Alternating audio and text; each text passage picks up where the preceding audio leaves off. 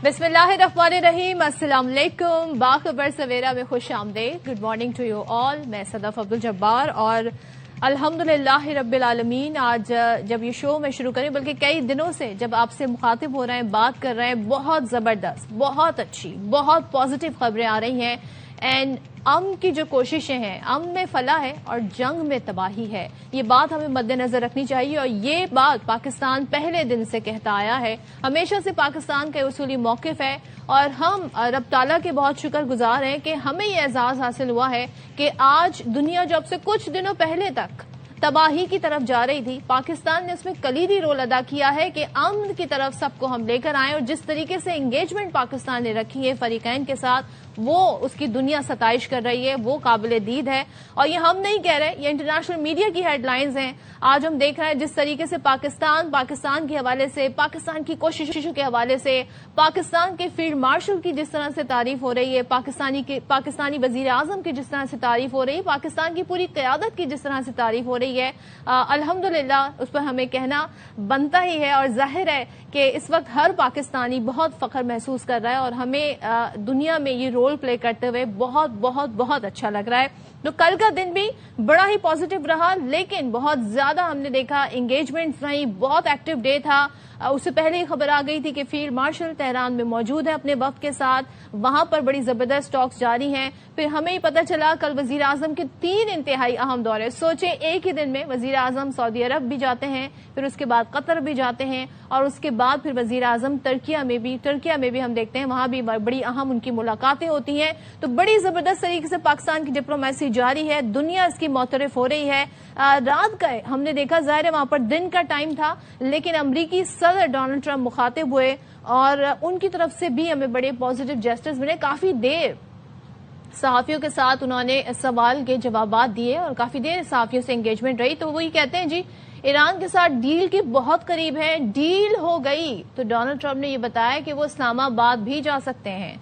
तो पाकिस्तान ने बहुत जबरदस्त किरदार अदा किया है और इस्लामाबाद में मुज़ाकरात का दूसरा दौर होगा। ये एक तरीके से अब ज़ाहिर कंफर्मेशन हमें मिल रही है, क्योंकि चाहे वो अमेरिका हो चाहे वो ईरान हो, दोनों मुल्क चाहते हैं कि इस्लामाबाद टॉक्स के में ही हम आगे बढ़े, यानी कि इस्लामाबाद ही वो डेस्टिनेशन हो जहां पर ये तमाम तर मामला तय हो। अमरीकी सदर डोनाल्ड ट्रंप काफी पुरुमीद है। यहां तक कहा जा रहा है जी कि एग्रीमेंट हुआ, डील हो गई, बड़ी जबरदस्त डील हुई, तो मैं पाकिस्तान जाऊंगा और मुमकिन है ईरान के साथ जंगबंदी में तौसी की जरूरत ना पड़े। अब इससे बड़ी क्या बात होगी, क्योंकि 2 हफ्ते की ये सीज फायर था और सब ये सोच रहे थे कि सीज फायर के बाद क्या होगा। तो डोनाल्ड ट्रंप ने इशारा दे दिया है कि मामला बहुत जल्दी तय पा जाएंगे। तो हो सकता है कि इस हवाले से हमें सोचना ही ना पड़े।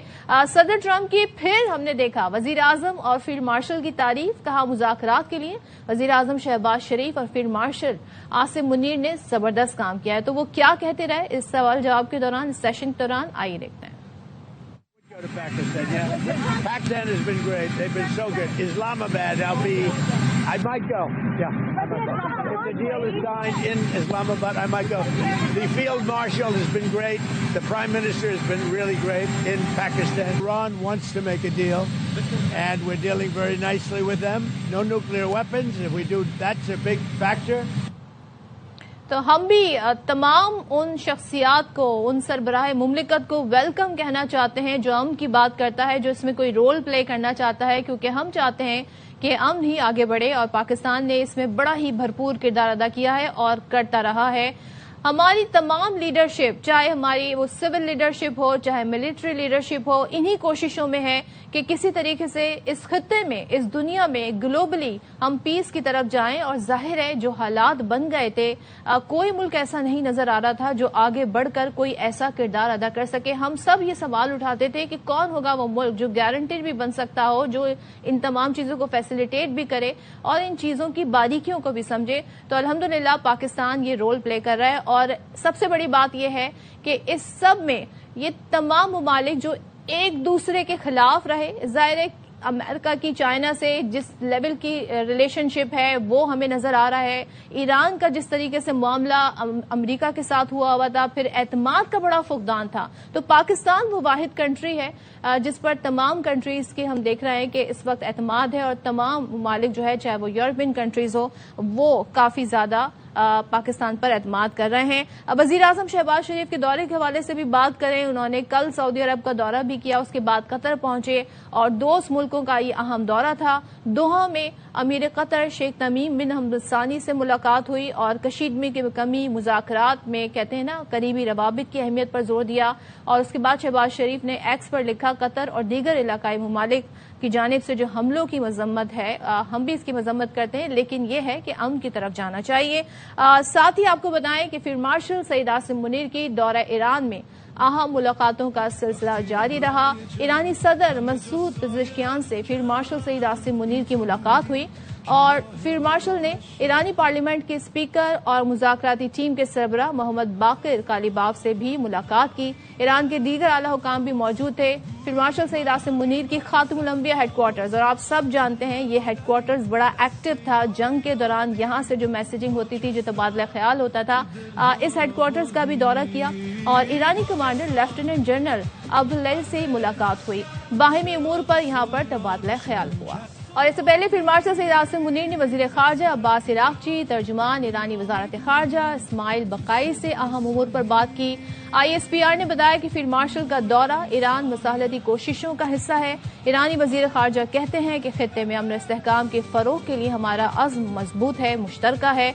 इस्माइल बकाई ने पाकिस्तान की सिफारती कोशिशें काबिल तारीफ करार दी और कहा, खित्ते में पाकिस्तान वाहिद फाल सालिस है और ईरान की जानिब से हमने देखा कि हमारे सिपा सलार फील्ड मार्शल सईद आसिम मुनीर के एजाज में एक नगमा भी जारी किया गया। तो क्या बात है, तशक्कुर पाकिस्तान, शुक्रिया फील्ड मार्शल, शुक्रिया वजीर आजम पाकिस्तान। और पाकिस्तान अमन की कोशिशें कर रहा है, इसका जिस तरीके से ईरानी इसका शुक्रिया अदा कर रहे हैं इन कोशिशों का, ये देखकर हमें बड़ी खुशी होती है। तो अल्लाह करे कि अमन कायम रहे और देर पामन हो, परमानेंट अमन हो। साथ ही इसमें बड़ी जबरदस्त डेवलपमेंट एक ये भी हुई है कि लेबनान में भी 10 रोजा सीज फायर हो गया है और मसूद पेज़ेश्कियान जो कि ईरान के सदर हैं, उन्होंने भी इस हवाले से ट्वीट किया, बल्कि ईरानी स्पीकर वो भी इस हवाले से उन्होंने ट्वीट किया और बताया कि बड़ी कोशिशें और खबरें ये भी हैं कि इसमें भी पाकिस्तान ने अहम रोल प्ले किया है। तो इस सारी सूरत हाल पर बात कर लेते हैं कि अब मामलात बड़े अच्छे से आगे बढ़ रहे हैं और ये मजीद कैसे हम इसको मजीद हम आगे बढ़ते हुए कैसे देख रहे हैं। बात करते हैं साबिक सफीर मसूद खान इस वक्त हमारे साथ हैं। Thank you so much Masood साहब, बहुत शुक्रिया। हम ये देख रहे हैं कि आगाज करते हैं सबसे पहले जो अमरीकी सदर है डोनाल्ड ट्रंप, वो इशारे दे रहे हैं कि ईरान के साथ मुआहदा करने जा रहे हैं, डील के बहुत करीब हैं और इस्लामाबाद में ही डील होगी, यानी इस्लामाबाद में ही मुज़ाकरात का सेकंड राउंड होगा और मुमकिन है मैं भी इस्लामाबाद जाऊं। तो कितनी बड़ी डेवलपमेंट है ये? इसके बारे में आप तफसीली तबसरा कर चुकी हैं, मैं उसमें कोई इजाफा नहीं कर सकता, लेकिन इतना ये कहूंगा कि अगर जो है जो सदर ट्रंप यहाँ आएंगे तो इसका मतलब यह है कि तमाम मामला तय हो चुके होंगे और उनका आना जो है ये इस बात की दलील होगी कि पस पर्दा पाकिस्तान ने जो कोशिशें की हैं ईरान और अमेरिका के दरमियान मसाइल हल करने के लिए और उनको एक दरमियानी रास्ता दिखाने के लिए, वो पूरे का पूरा अमल मुकम्मल हो चुका है और डील तैयार है दस्तखत के लिए। तो ये सदर ट्रंप का ये बयान इस एतमाद का भी इजहार करता है। और जो हम पाकिस्तान की कोशिशें देख रहे हैं, क्योंकि इंस्टॉलमेंट आ गई थी इन टॉक्स के हवाले से, जो लास्ट एपिसोड हुआ, अब जाहिर है आहिस्ता आहिस्ता बहुत सारी खबरें भी आ जाती हैं कि मामलात एग्रीमेंट तक पहुंच गए थे, लेकिन फिर लास्ट मिनट अमरीकी जो हैं वो जरा इस चीज से बैक ऑफ कर गए।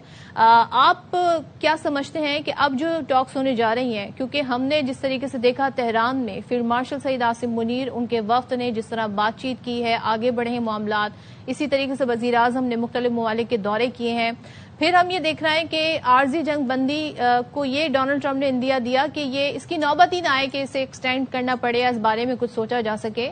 डील के इंतहाई करीब है और लेबनान में भी 10 रोजा सीज फायर हो गया है। तो ये सब इस बात की तरफ इशारा कर रहे हैं कि अब इस सारी गुफ्तगू से एक पॉजिटिव ही आउटकम निकलेगा और जंग बंदी एक तरह से हम ये समझे कि मुस्तकिल जंग बंदी की तरफ मामलात जा रहे हैं।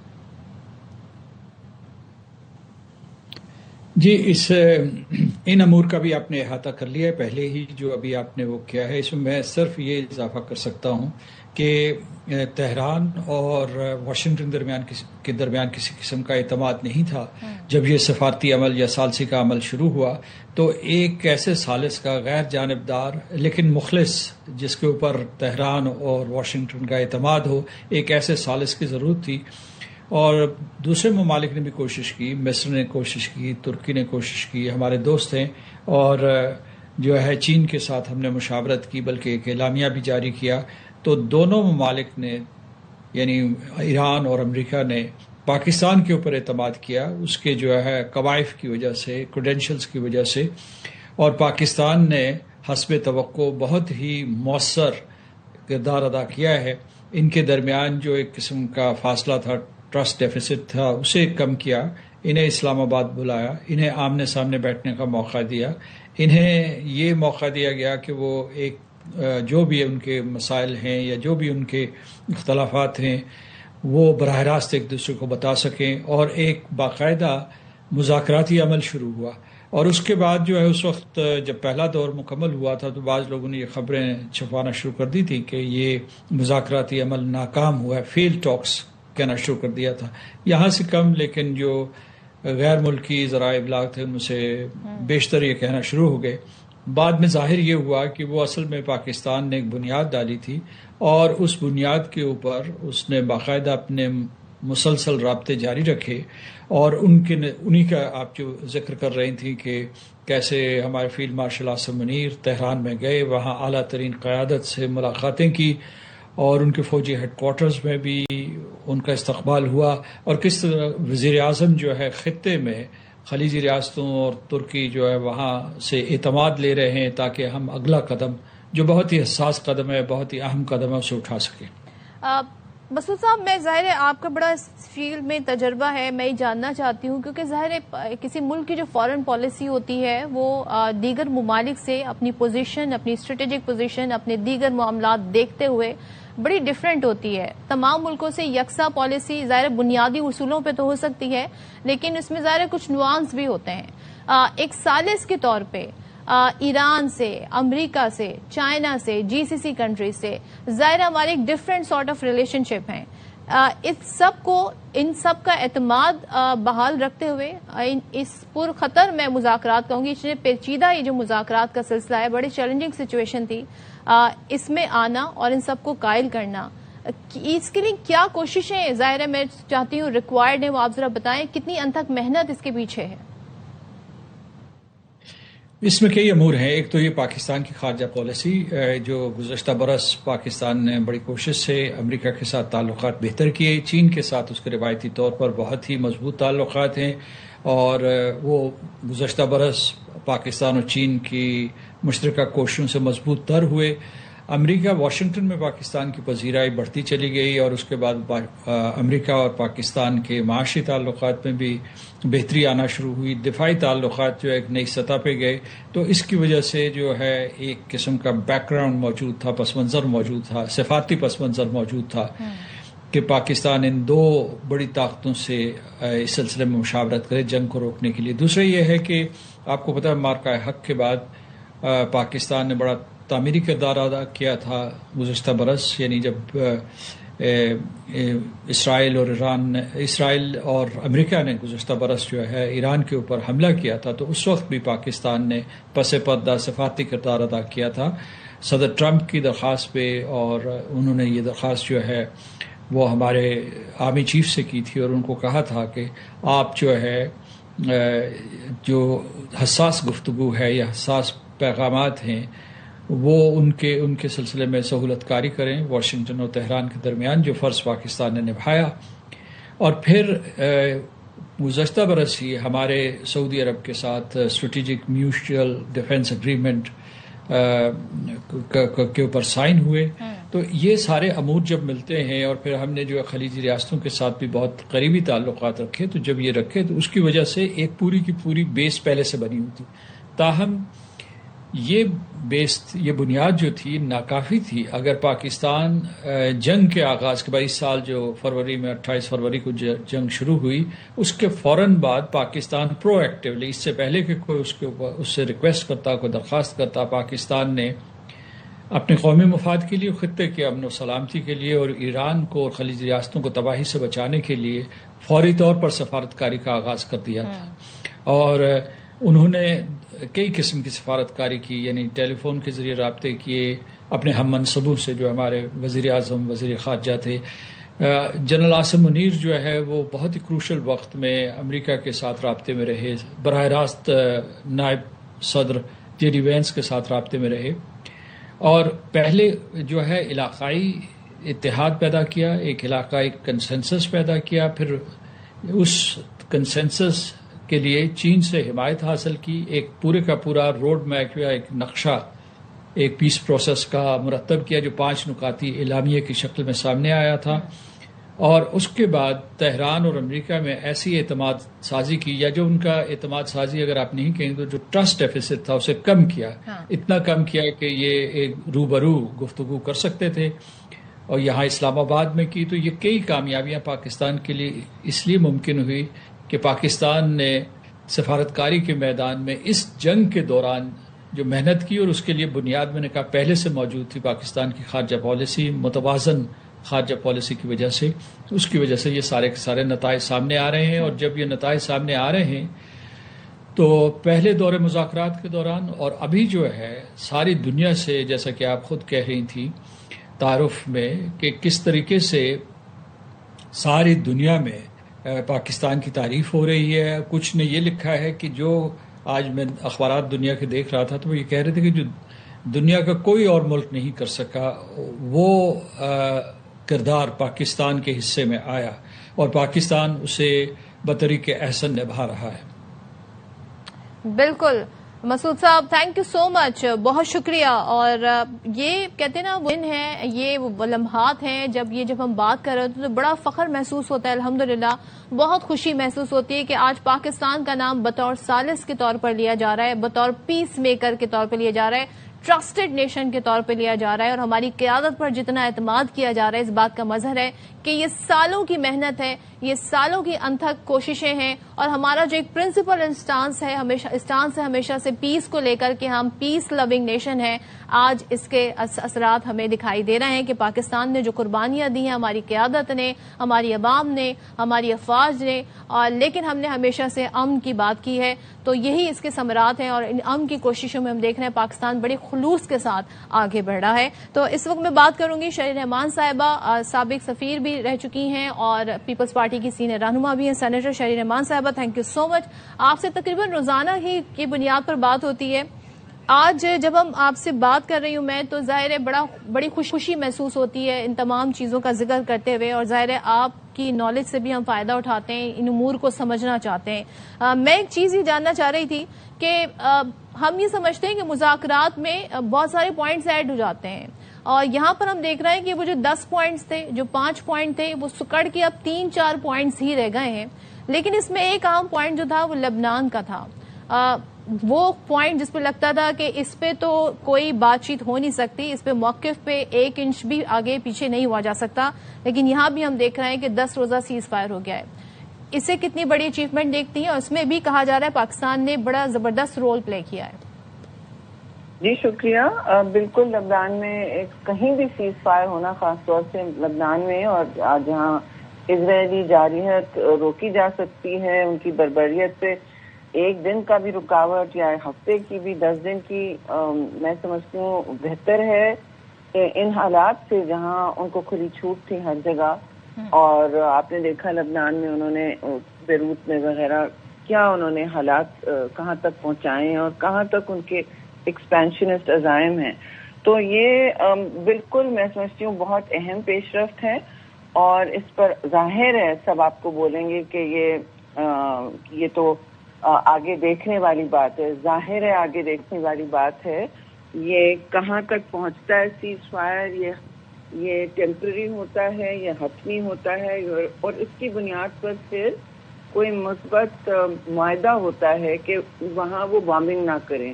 یہ کہنا میری نظر میں کافی نہیں ہوگا.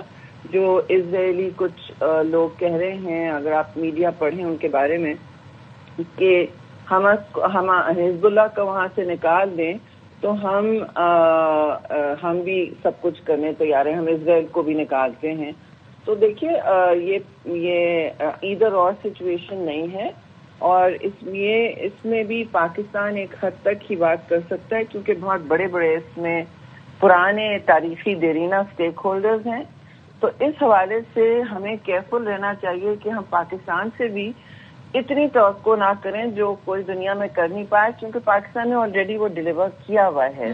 وہ جگہ, وہ باتیں, وہ اسٹریٹجک سیکیورٹی, یہ سب ہو رہا ہے. اور ٹرمپ پریزیڈنٹ کا آنا, دیکھیے کوئی بھی امریکی پریزیڈنٹ کا آنا بہت بڑا سگنل بھی ہوتا ہے, بہت بڑا ایک موو بھی ان کے لیے ہوتا ہے. وہ صرف ایک وزٹ نہیں ہوتا ہے, وہ ان کی تاریخی مطلب سفارتکاری کا ایک بہت بڑا حصہ پھر بن جاتا ہے. پھر رشتے روابط اسی کے مطابق چلتے ہیں, اور ہر چیز جو وہاں ہوگی واشنگٹن میں پاکستان کے حوالے سے, وہ اس وزٹ کے حوالے سے ہی کی جائے گی. تو یہ ایک اہم بات ہے. اس کو جس طرح آپ استعمال کر سکیں بہتری کے لیے, اسی پر سب کچھ محیط ہے جی, اسی پر سب کچھ ڈپینڈ کرے گا. لیکن اسرائیل ضرور آگے بڑھ کے ہمیں لبنان کی بات کرنی ہے. اس کے بغیر آپ دیکھ ہی رہی ہیں کہ کوئی حتمی بات, کوئی دیر پا بات نہیں ہوگی. اور وہ ایران والوں نے تو بار بار یہ اندیا نہیں دیا, وہ صاف صاف انہوں نے کہا ہے. تو اگر یہ انکلوڈ ہو جائے یا کسی طرح اس کے بھی تانے بانے وہ مل جائیں تو وہ بہت بڑی بات ہوگی. لیکن میں یہ توقعات پاکستان کے سر پہ نہیں ڈالنا چاہتی کہ دنیا بھر کا ہر تنازع جنگ عظیموں سے لے کر آج تک پاکستان ایک دن میں سالو کر دے, یا 2 دن میں سالو کر دے, یا 1 ہفتے میں کر دے. دیٹ ول بی انفیئر, کیونکہ بار بار جیسے چیئرمین بلاول بھی کہہ رہے ہیں, ڈپلومیسی اور سفارت کاری ایک کٹھن اور لمبی پروسیس ہوتی ہے, جس میں بہت سارے اقدامات واپس جاتے ہیں, قدم واپس جاتے ہیں, پھر آگے بڑھتے ہیں. تو ہمیں ذرا تحمل سے یہ بات دیکھنی بھی چاہیے اور آگے لے جانے کی کوشش ضرور کریں. میں سمجھتی ہوں اس میں تو کوئی 2 رائے نہیں ہو سکتی جی, کہ جتنے سیز فائر اس خطے میں ہو سکے. دیکھیے لبنان جو بھی ہے مسلمان ملک ہے, لیکن it's only Christian country also in that area نا. تو وہاں تو ہر قسم کے فریق ہیں, ہر قسم کے ریلیجنز ہیں, وہاں کا سسٹم ایسا ہے. تو اس کو بھی پرزرو کرنا, اس کو بھی ایک حصہ دار بنانا مثبت امن کا بہت ضروری اور بہت اہم پیش رفت ہے. اور شہری صاحبہ, ہم اگر ذرا انڈیا کے تناظر میں بات کریں, ایک ٹائم تھا جس طریقے سے انڈیا نے پاکستان کے خلاف پروپیگنڈا رکھا, پاکستان کے خلاف ہیٹریڈ پھیلایا, دنیا میں ایسے بات کی جیسے پاکستان دہشت گرد ہے, پاکستان سے دہشت گردی ہوتی ہے, پاکستان کے خلاف دنیا بھر کو جا کے یہ قائل کرنے کی کوشش کرتا تھا. الحمدللہ بنیاد مرصوص میں مارکہ حق میں کامیابی کے بعد, اور اب جو یہ پاکستان کوششیں کر رہا ہے, یکدم سے ہم دیکھ رہے ہیں دنیا سے آپ ہیڈ لائنز دیکھیں, T V channels, international media اٹھا کر دیکھیں, سب پاکستان کے اس کردار کی تعریف کر رہے ہیں, اور اسے غیر معمولی ایک رول جو پاکستان نے پلے کیا ہے اس کی بات کر رہے ہیں. ایران ہو, تہران کی میں بات کر رہی ہوں, واشنگٹن کی, ڈونلڈ ٹرمپ ہو, یا مسعود پزشکیان, وہ ہماری فیلڈ مارشل, ہماری وزیر اعظم, ہماری حکومت, ہماری ڈپلومیسی کے معترف ہیں, اور باقاعدہ پاکستان کے حوالے سے تشکر پاکستان کے جملے ہمیں سننے کو مل رہے ہیں. تو یہ جو غیر معمولی رول ہم پلے کر رہے ہیں, اس کے حوالے سے میں چاہتی ہوں آپ روشنی ڈالیں, بیکاز بطور ثالث بڑا مشکل ہوتا ہے, کیونکہ آپ نے کنٹریز سے اپنے بھی تعلقات لے کر چلنا ہوتا ہے, آپ کے بھی معاملات ہوتے ہیں, اور دوسروں کی ہم یہاں پر مذاکرات اور امن کی کوششیں بھی جاری رکھیں. تو ہاؤ ڈیفیکلٹ اٹ از, اور پاکستان اس نے اسے بیلنس کیسے کیا ہوا ہے؟ جی بہت مشکل ہے توازن برقرار رکھنا, جیسے آپ کہہ رہی ہیں. کوئی آسان کام نہیں ہے, یہ بچوں کا کھیل نہیں ہے, اور یہ ایک دن کی بات بھی نہیں ہے کہ آج آپ نے توازن برقرار رکھا اور پھر کل کے دن آپ نے کہا کہ بھئی ہم سے تو یہ نہیں ہو رہا, ہم ایک طرف جا رہے ہیں یا دوسری طرف جا رہے ہیں. پھر تو آپ کو مستقل بیلنسنگ ٹائٹ روپ پہ رہنا پڑے گا. لیکن میں سمجھتی ہوں پاکستان یہ کر سکتا ہے.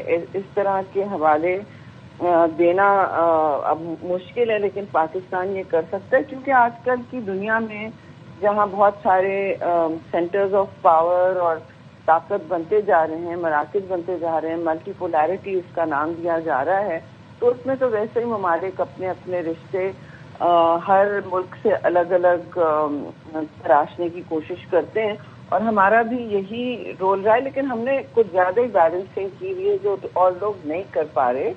تو میں سمجھتی ہوں یہ بھی ستائش کے مستحق تو اس وقت پاکستان ہے، لیکن مشکلات بھی سامنے ہوں گی جی توازن میں بھی. اور بھارت تو آپ کو پتا ہے کتنے دن چپ رہیں گے، ان سے بہت سارے جو انتہا پسند ہیں وہاں پہ، ان سے تو برداشت نہیں ہو رہا. یہ آپ کو سب کے سامنے جی سختہ تاری ہے، وہاں سے تو ہمیں کچھ سننے کو ہی نہیں مل رہا، بلکہ اپنے ہی لوگ کرٹیسائز کر رہے ہیں ان کی فارن پالیسی کو لے کے، مودی سرکار کی پالیسی کو لے کے. جی ایسا تو ہوگا، کیونکہ مودی سرکار نے کامیابی کے مطلب جو منہ سے انہوں نے ناکامی نکالی ہے نا، انہوں نے اپنی ناکامیاں ایسی اکانومی جو ہر جگہ ٹریڈ کر رہی ہے، جو گلوبلی وائبل ہے، وہ سب دیکھتے ہوئے، اکنامک ساورنٹی ہوتے ہوئے، سارے ان کے ارینجمنٹس اور ڈیفینس ارینجمنٹس، دوسرے ارینجمنٹس ہوتے ہوئے بھی انہوں نے اپنے آپ کے سر پہ یہ تو ناکامی ہوئی نا تھوپی، اور انہوں نے اس طرح کی سفارت کاری کی جس میں اپنے آپ کو انہوں نے ایک بند کونے میں محدود کر دیا ہے، خاص طور سے پاکستان کے حوالے سے، کہ ان کو اس چیز سے اترنا مشکل ہو رہا ہے. بالکل، تھینک یو سو مچ شریر رحمان صاحبہ، بہت شکریہ آپ کا اور ساری صورتحال پر بات کرنے کے لیے. اور انڈیا کے کیا ہی کہنے، اس وقت ہم دیکھ رہے ہیں کہ ان کے ملک میں کافی زیادہ کرٹیسزم ہو رہا ہے، اور ان کے جو سینٹ وائسز ہیں وہ پوچھ رہی ہیں کہ ہم نے اس سارے سینیریو میں ہم نے ان ہسٹری کی اس طرف ہم کیوں کھڑے ہوئے جہاں پر قاتل کھڑے، جہاں پہ قابض کھڑے، جہاں پہ وہ لوگ کھڑے جو امن کی بات نہیں کرتے، ڈسٹرپشن کی بات کرتے ہیں. میں اسرائیل کی بات کر رہی ہوں، اور جس طریقے سے کہا جی مدر لینڈ فادر لینڈ، تو آج ہم اس کا نتیجہ دیکھ رہے ہیں کہ انڈیا ہمیں سارے سینیریو میں بہت ہی ارریلیونٹ اور آئسولیٹ، جو کہ وہ چاہتا تھا پاکستان ہو جائے، آج انڈیا اس آئسولیشن کا شکار ہے because of their own policies and the propaganda and hatred against Pakistan. تو یہاں پہ میں شارٹ بریک لیتی ہوں، اس بریک کے بعد واپس آتا ہوں.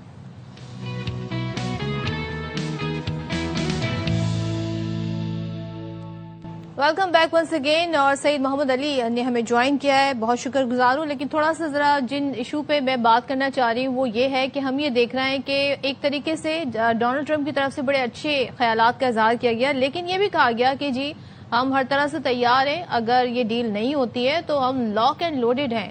پھر ہم دیکھ رہے ہیں پیٹ ہیگسیگ جو کہ ان کے وزیر جنگ ہیں، کل وہ بھی منظر عام پر آئے اور انہوں نے بھی کہا کہ آبنائے ہرمز کھلوانے کے لیے ایران کا ایٹمی انفراسٹرکچر جو ہے وہ تباہ کر دیں گے، اور ہمیں پتا ہے ان کے اثاثے کہاں ہیں. تو یعنی کہ بیان بازی جو ہے یہ سلسلہ بھی جاری ہے، اور ساتھ ہی ہم دیکھ رہے ہیں کہ پیس کے حوالے سے بھی بڑی زبردست مذاکرات ہو رہے ہیں. پھر امریکی جو ایوان نمائندگان ہے وہاں صدر ٹرمپ کے خلاف قرارداد ایک ووٹ سے ناکام ہو گئی. تو یہ بھی سلسلہ جاری ہے جس پہ ہم دیکھ رہے ہیں کہ کافی زیادہ ڈومیسٹک پالیٹکس میں بھی امریکہ کو اس وقت ہم دیکھ رہے ہیں مشکلات کا سامنا ہے، جبکہ جو یورپین کنٹریز ہیں وہ ایک فریم ورک طے کرنا چاہ رہی ہیں کہ آبنائے ہرمز جو ہے وہ کھلی رہے. تو اس میں کیا پیش رفت ہو سکتی ہے، اس سے بات کر لیتے ہیں. سعید محمد علی صاحب سے ہمارے ساتھ ہیں. تھینک یو سو مچ محمد علی صاحب. میں یہ جاننا چاہتی ہوں کہ ابھی جو صورتحال ہے ایز وی اسپیک ناؤ، کتنے پر امید ہیں ہم، کیونکہ اب جو ڈیڈ لائن ہے 2 ہفتوں کی اس کو ختم ہونے میں کچھ ہی دن ہے، اور پھر یہ خبریں آنا کہ دونوں کنٹریز چاہتی ہیں کہ سیکنڈ راؤنڈ آف ٹاکس اسلام آباد میں ہی ہو، اور ڈونلڈ ٹرمپ نے یہ اشارہ بھی دے دیا کہ وہ پاکستان آ سکتے ہیں. یعنی کہ اس سے ہم یہ اندازہ لگا سکتے ہیں کہ معاملات اگریمنٹ کی طرف، ایک ڈیل کی طرف، ایک ایم او یو کی طرف جو ہے بہت قریب پہنچ گئے ہیں. جی صدف، بالکل ایسا ہی ہے. میں کافی پر امید ہوں، اور اس کی وجہ یہ ہے کہ جس طرح آپ نے بالکل صحیح کہا کہ صدر ٹرمپ نے بھی اس کا اندیہ دیا ہے کہ ان کے مطابق ایران بیشتر چیزوں پر رضامند ہو گیا ہے، اور وہ چند دنوں بعد اسلام آباد کا دورہ کر سکتے ہیں. تو یہ میں سمجھتا ہوں ایک بہت ہی خوش آئند بات ہے. لیکن اس کے پس منظر میں بنیادی طور پہ دونوں ممالک کے درمیان 4 حل طلب اور پیچیدہ معاملات ہیں، جس میں مجھے الحمدللہ چاروں معاملات پہ بیک وقت اور بتدریج پیش رفت نظر آ رہی ہے.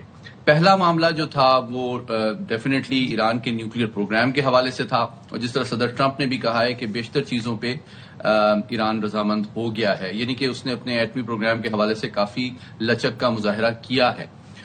دوسرا معاملہ جو تھا وہ لبنان میں جو جارحیت اسرائیل کی جاری ہے، وہاں پہ بھی جو 10 دن کی جنگ بندی ہوئی ہے، میں سمجھتا ہوں یہ تہران کو قائل کرنے میں بڑی مفید ثابت ہوگی کہ وہ نیوکلیئر پروگرام پہ اور ہرمز کو کھولنے کے حوالے سے زیادہ لچک کا مظاہرہ کرے۔ تیسرا معاملہ جس سے جڑا ہوا ہے وہ ڈیفینیٹلی آبنائے ہرمز ہے، اور میں سمجھتا ہوں کہ وہ سب سے امپورٹنٹ لیوریج ایران کے پاس ہے۔ اور چوتھا معاملہ جو اس سے جڑا ہوا ہے وہ یہ ہے کہ اگر اس کے رد عمل میں امریکہ ایران کے اوپر جو معاشی پابندیاں ہیں اس پر نظر ثانی کرتا ہے اور ایک اکنامک ریلیف آفر کرتا ہے، چونکہ ظاہری بات ہے اس جنگ میں انہوں نے بڑا بھاری نقصان اٹھایا ہے، تو میں سمجھتا ہوں کہ انشاءاللہ 1-2 دن کے اندر ہم ایک اگریمنٹ کی طرف بڑھ سکتے ہیں۔ لیکن یہ چاروں چیزوں میں آپ کو مثبت اشارے اور واضح پیشرفت نظر آ رہی ہے جو کہ بہت خوش آئند ہے۔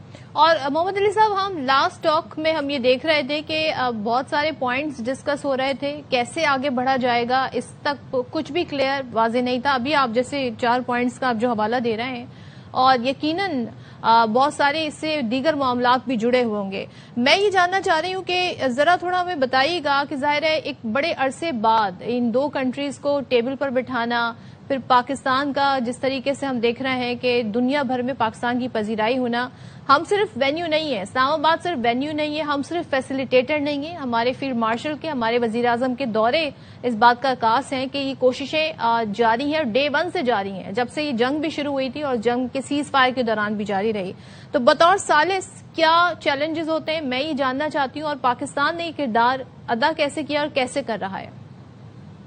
میں سمجھتا ہوں کہ پاکستان کا جو اس وقت سفارتی کردار ہے وہ تاریخ میں یاد رکھا جائے گا، اور اس کی میں سمجھتا ہوں کسی بھی ملک کے حوالے سے اتنی بڑی کشیدگی اور جنگ کے دوران جو ہے شاید نظیر نہیں ملتی ہے۔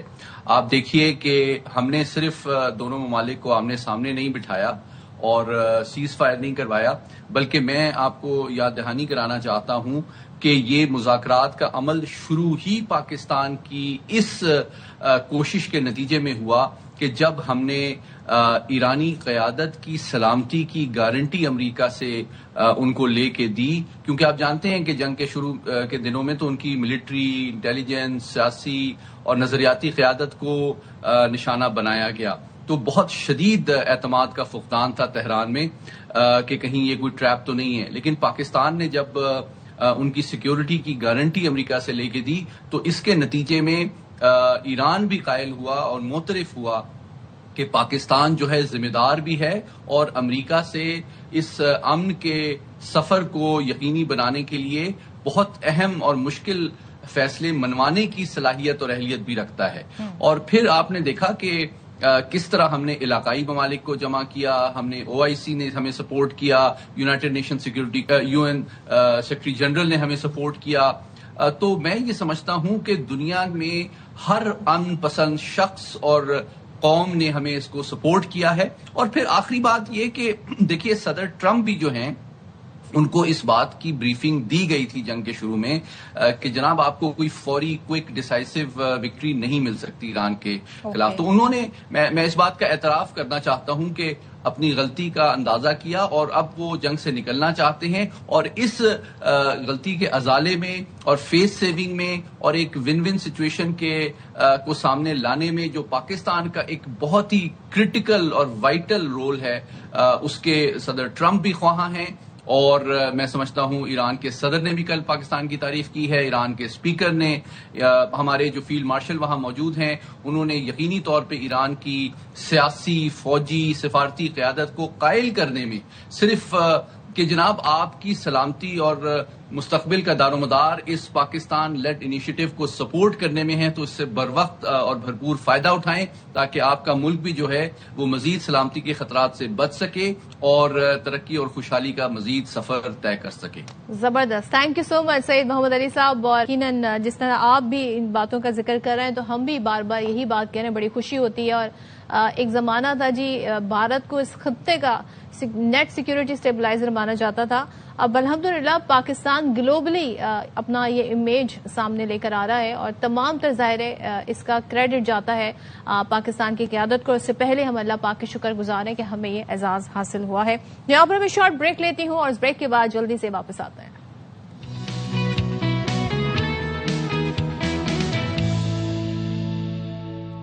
Welcome back once again. और महंगाई है, जाहिर है पब्लिक जो है दीगर इश्यूज की अगर हम बात करें काफी ज्यादा मुश्किलात में घिरी है, लेकिन ऐसे में जो जान बचाने वाली अद्वियात हैं या सेहत से जुड़े जो मामलात हैं, अगर उससे मुतालिका दवाइयां वो महंगी हो जाएं तो बड़ी मुश्किलात हो जाती हैं। खैबर पख्तूनख्वा में ज़ियाबतीस, ब्लड प्रेशर समेत मुख्तलिफ जो जरूरी अद्वियात हैं इनकी कीमतों में नुमाया इजाफा कर दिया गया है।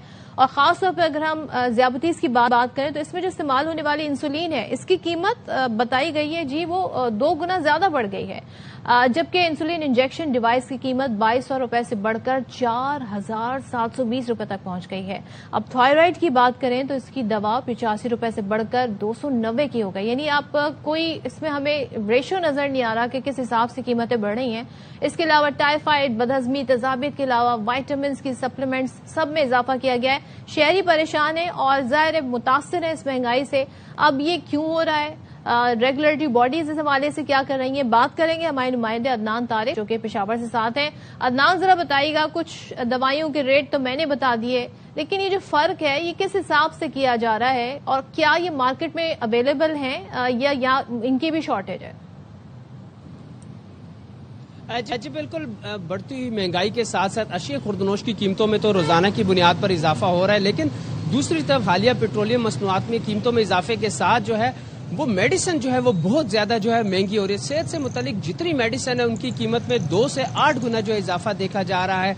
इस तरह बुनियादी मेडिसिन जो है जो लोग रेगुलर हर मंथली हर हफ्ते जो इस्तेमाल करते हैं उसकी कीमतें जब मार्केट में आप देखें, होलसेल दुकानें हो, परचून की दुकानें हो या कहीं पर भी मेडिकल स्टोर पर चले जाएं तो उसकी कीमतों में जो है मनमाने जो है इजाफे देखने में आ रहे हैं। खासकर जो है वो शुगर के जो पेशेंट है उनके लिए इंतहाई मुश्किलात का सामना उस वक्त करना पड़ रहा है जब उनकी जो 1100 की मेडिसिन मिलती थी वो 2200 पे हो गई, जो 2200 की मिलती थी वो 4000 तक जा पहुंची है। कीमतें जो है मुसलसल इजाफा देखने में आ रहा है। इसी तरह ब्लड प्रेशर की जो है वो मेडिसिन बहुत ज्यादा महंगी हुई है। बच्चों का दूध जो है खुश दूध उसकी कीमत में इजाफा हुआ है। मल्टीनेशनल कंपनियों की मेडिसिन की महंगाई के साथ साथ जो लोकल मेडिसिन यहाँ पे मैन्युफैक्चर तैयार होती है उसकी कीमतों में भी इजाफा हुआ है। तो हालिया पेट्रोलियम मसनूआत की कीमतों के साथ मेडिसिन की कीमतों में जो है वो 2 से 8 गुना जो है वो इजाफा हुआ है। शहरी बहुत ज्यादा जो है वो परेशान है। एंटीबायोटिक आप ले लें उसकी कीमतों में इजाफा हुआ है। मल्टी वाइटामिन जो है जो 40 से जायद उम्र अफराद के लोग जो है रोजाना एक टैबलेट खाते हैं उनके लिए जो है कीमतों में इजाफा हुआ है। कोई पूछने वाला नहीं है, कहीं पर किसी मकाम पर नहीं देखा गया, किसी ने किसी मकाम पर नहीं पूछा। कोई परसेंटेज है किस फार्मूले के तहत ये इजाफा हो रहा है? आप कह रहे हैं 1100 की 2200 और 2200 की 4000, तो ये किस फार्मूले के तहत हो रहा है? Regulatory body, drug regulatory body जो है वो क्यों नहीं सारी चीजों पर नजर रख रही?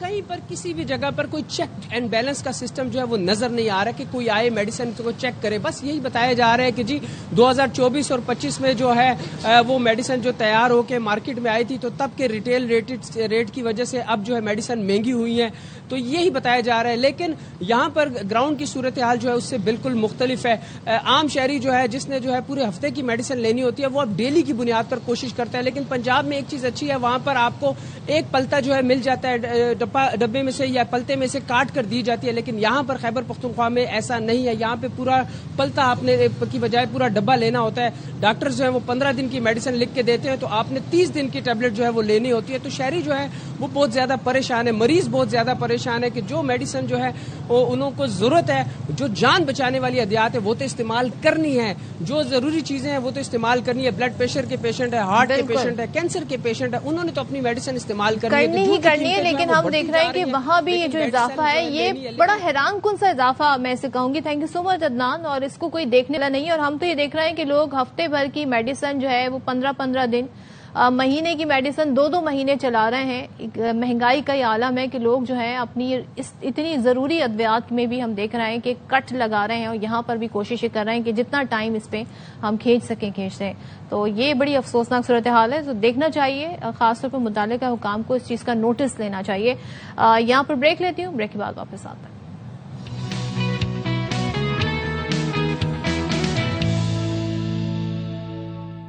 वेलकम बैक वंस अगेन और एक बार फिर से आप सबको खुशामदीद, अस्सलाम वालेकुम। ये घंटा भी हम चाहेंगे जी कि आपको अपडेटेड रखें और बताएं कि सूरत हाल क्या है। अब जरा मुल्की हालात की तरफ भी आ जाते हैं, क्योंकि ज़ाहिर है महंगाई है, जिस तरीके से जंग ने पूरी दुनिया की मईशत को मुतासर किया, सप्लाई चेन मुतासर हुई, तो फिर मुश्किल फैसले भी करने पड़े। लेकिन जिस तरह चीजें हो रही हैं उसमें बहुत सारी मुश्किलात में भी लोग घिरे हुए हैं। एक तरफ देख रहे हैं कि घरों में गैस की लोड शेडिंग हो रही, गैस नहीं आ रही। दूसरे फिर लोड शेडिंग का बताया गया पीक आवर में बिजली नहीं होगी, 5 से 1 बजे तक 2.5 घंटे की लोड शेडिंग हो, ये भी बताया गया। मगर ये कह दिया गया था कि कराची और हैदराबाद जो है वो इससे मुस्तस्ना होंगे। लेकिन वजीर तवानाई माजरत खा भी हमें नजर आ रहे हैं, मगर इसके बावजूद हम देख रहे हैं कि कराची और हैदराबाद को मुस्तस्ना कहने के बावजूद भी कराची में बदतरीन लोड शेडिंग हो रही है। Same with Surat hall with Hyderabad भी हम देख रहे हैं। वजह वो ये बताते हैं जी कि LNG जो है वो आ नहीं रही है, हुकूमत मजबूर है, लोड शेडिंग के बगैर कोई चारा नहीं है। अब कह क्या रहे हैं वैस सगारी साहब, जरा सुन लेते हैं। जब आपकी मांग 16,500 मेगावाट से ऊपर जाती है तब आपकी गैस के प्लांट्स की जरूरत पेश आती है। जब गैस नहीं होती तो उसको पूरा करने के लिए आपके पास कोई और ईंधन नहीं है। इंडस्ट्री की भी लोड शेडिंग करना शुरू की पिछले 1-2 दिनों में। हमारे तमाम प्लांट्स ऑपरेशनल हैं। हैदराबाद हेस्को है और कराची इलेक्ट्रिक कंपनी है, वहाँ लोड शेडिंग नहीं है। आज से चंद दिन पहले हमारी मिनिस्ट्री की तरफ से ऐलान हुआ था 2-2.5 घंटे से ज्यादा बिजली नहीं जाएगी। वो आपकी कीमतों को कम करने के लिए था। तो सुन लिया आपने कि खुद कह रहे हैं वजीर तवानाई कि कराची जो कि इलेक्ट्रिक के तहत चलता है, हेस्को के तहत जी हैदराबाद चलता है, वहां पर यह सिलसिला नहीं है। मगर यहाँ पे क्यों हम देख रहे हैं इस शदीद गर्मी में लोड शेडिंग के बार जारी है, गैर एलानिया बिजली की बंदिश का दौरानिया अब कहीं कहीं तो 10 घंटे से ज्यादा हो गया है। अब बहुत सारे इलाके हैं जिसमें इस तरह की हम देख रहे हैं सूरत हाल है। कुरंगी, लांडी, मंगोपीर, सरजानी, लियारी, मैं किन किन इलाकों के नाम लूं, यहां पर लोड शेडिंग जारी है। और सोचें इस वक्त में मैट्रिक के इम्तिहानात के दौरान मुतादिद जो इम्तिहानी मरकज हैं वहां पर बिजली की बंदिश, यानी बच्चे घरों में पढ़ रहे हैं तब भी घर में बिजली नहीं है, जब पेपर देने जा रहे हैं तो वहां पर भी बिजली नहीं है। और आपको पता है कि इस वक्त दिन में कराची में कैसा मौसम है, हैदराबाद में कैसा मौसम है, शहरी परेशान है। क्या कहते हैं जरा वो सुन लेते हैं।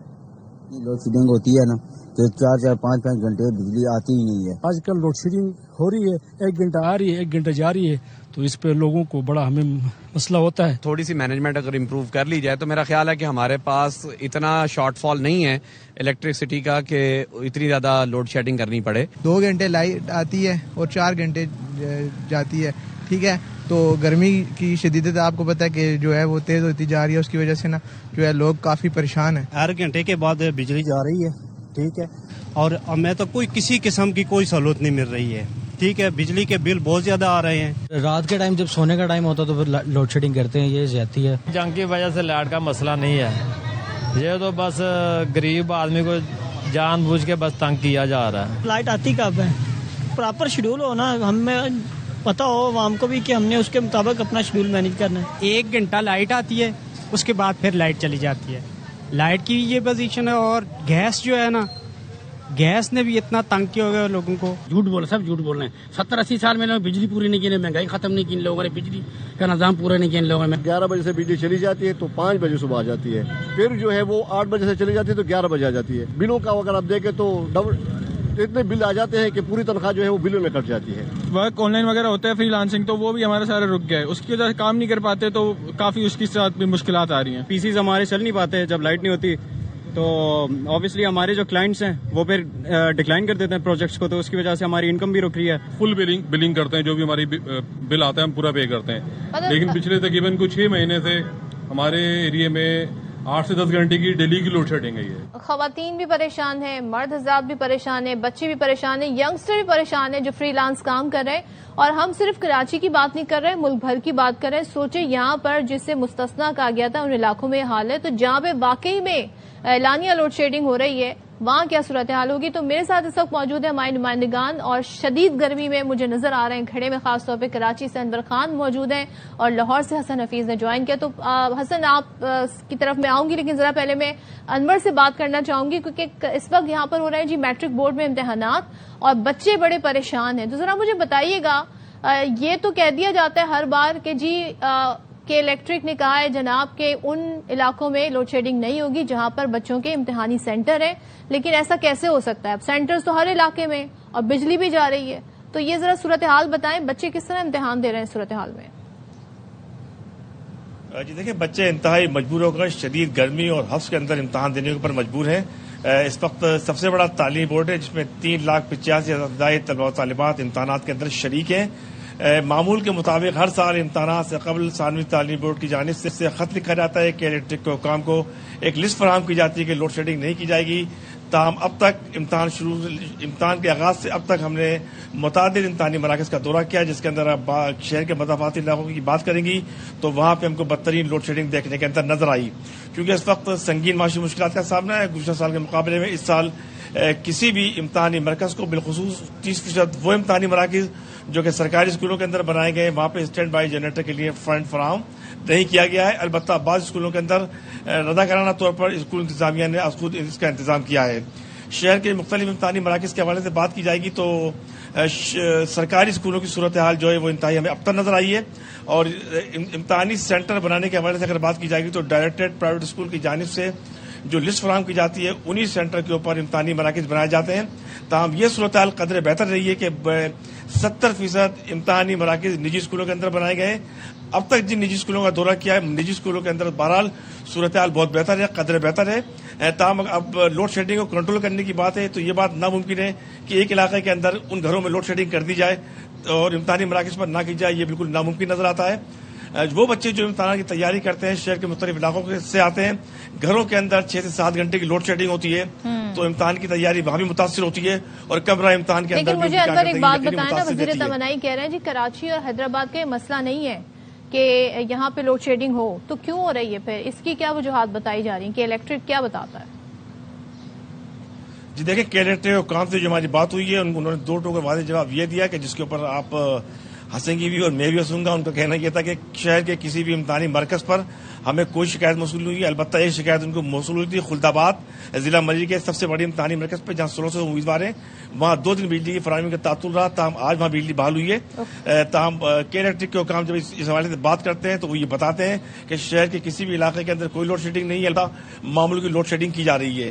یہ صرف کیڈر کے حکام کی جانب سے ان کا موقف ہے، ہم ان کا موقف بھی سامنے رکھتے ہیں۔ تاہم طلباء و طالبات شدید گرمی اور حفظ کے اندر انتہائی مشکلات کے ساتھ ثانوی تعلیمی بورڈ 2026 کے امتحانات کے اندر شریک ہیں اور یقینی طور پر ان کی کارکردگی ان سے شدید متاثر بھی ہوگی۔ ڈیفینیٹلی۔ اب مجھے ایک چیز سمجھ نہیں آ رہی کہ کیوں نہیں کہ الیکٹرک یہ بتا دیتا کہ بھائی ایسی پاسبل نہیں ہے تو اسٹینڈ بائی جنریٹر کا انتظام پھر بورڈ کر لے گا، لیکن جب اگر بورڈ کو یقین دہانی کرائی جائے گی کہ نہیں ہم جی استثنا دے دیں گے ان علاقوں کو، تو پھر آپ دیکھیں ایسی صورتحال ہوتی ہے۔ ذرا لاہور چلتے ہیں اور لاہور سے بات کرتے ہیں، ہمارے ساتھ موجود ہیں ہمارے نمائندے حسن حفیظ۔ حسن بتائیے گا، اب یہ تو ہوگی کراچی کی صورتحال جہاں پر یہ کہا گیا کہ جی یہاں پہ لوڈ شیڈنگ نہیں ہوگی پیک آورز میں، لاہور میں تو کہا گیا ہے باقی ملک کی طرح، وہاں پہ ذرا ہمیں بتائیے گا کتنے گھنٹے کی لوڈ شیڈنگ ہو رہی ہے، شہری کیا کہہ رہے ہیں؟ جی صدف، لاہور میں بھی کوئی حالات کوئی اچھے نہیں ہیں۔ لاہور میں بھی لوڈ شیڈنگ عروج پر ہے، لاہور میں تماشائی لوڈ شیڈنگ کی جا رہی ہے اور اس تماشائی لوڈ شیڈنگ 14 سے 15 گھنٹے تک کی لوڈ شیڈنگ کی جا رہی ہے۔ ہر 1 گھنٹے بعد لائٹ جاتی ہے اور کئی علاقوں میں 2-2 گھنٹے لائٹ نہیں آتی اور کئی علاقوں میں 1-1 گھنٹہ لائٹ نہیں آتی ہے۔ لوگوں کی زندگی محال ہے، لوگ لاہوری خاص کر کے شدید پریشان ہیں۔ یہ تو لاہور کا کچھ شہری علاقے ہیں جہاں پر 1 گھنٹہ کی لوڈ شیڈنگ ہے، کچھ ایسے علاقے ہیں جو دیہی علاقے ہیں وہاں پر 3-3 4-4 گھنٹے کی لوڈ شیڈنگ کی جا رہی ہے۔ لوگوں کی زندگیاں جو ہے وہ بہت مسائل کا سامنا ان کو کرنا پڑ رہا ہے اور ساتھ ہی ساتھ گرمی کی شدت بھی دن بہ دن اس میں اضافہ ہوتا چلا جا رہا ہے۔ لیسکو کی اگر بات کریں تو شارٹ فال تقریباً 900 جو میگا واٹ ہے وہ دیکھنے میں آ رہا ہے، 800 سے 900، اور طلب جو ہے وہ بجلی کی اس کی وہ 3600 میگا واٹ ہے، جبکہ جو پیداوار ہے وہ 2400 میگا واٹ ہے۔ اور یہ پرابلم جو ہے وہ دن بہ دن بڑھتا چلا جا رہا ہے، لوڈ شیڈنگ بڑھتی چلی جا رہی ہے، پوری رات جو ہے وہ لوگوں کو مشکلات کا سامنا کرنا پڑتا ہے۔ جن لوگوں نے دفاتر جانا ہے، وہ جن لوگوں نے بچوں کو اسکول چھوڑنے جانا ہوتا ہے، نہ بچوں کی نیند صحیح طرح پوری ہوتی ہے نہ بڑوں کی، تو حالات گمبھیر ہوتے چلے جا رہے ہیں, حالات خراب مزید کی اور جب حکومت سے بات کریں, لیسکو سے بات کریں, تو ان کا کہنا ہے جب تک ہمیں یہ جو شارٹ فال جب تک بہتر نہیں ہوگا, لوڈ شیڈنگ کا آپ کو سامنا کرنا پڑے گا. زندگی جو ہے وہ اجیرن ہو چکی ہے اور لوڈ شیڈنگ کی وجہ سے روزمرہ زندگی میں لوگوں کی زندگیاں جو معمول ہیں وہ کافی متاثر ہو رہے ہیں اور لوگوں کو شدید پریشانی کا سامنا کرنا پڑ رہا ہے. ہر سال ہم دیکھ رہے ہیں کہ اسی طریقے سے جیسے گرمی سیزن شروع ہوتا ہے. انور, میں آپ کی طرف ایک بار پھر آتی ہوں. آپ نے جیسے ابھی خود بھی ذکر کیا کہ جو پرائیویٹ سینٹرز, اسکولوں میں جو سینٹرز پڑھیں وہاں پر صورتحال قدرے بہتر ہے اور خود ہی انہوں نے رضاکارانہ طور پر سٹینڈ بائی جنریٹر لگائے ہوئے ہیں جس سے حالات وہاں پر بہتر ہیں. بورڈ ہر سال کے الیکٹرک کو لیٹر لکھتا ہے کہ یہاں سینٹرز ہیں تو خاص طور پہ ان علاقوں کا خیال رکھا جائے اور لوڈ شیڈنگ یہاں پر نہ کی جائے.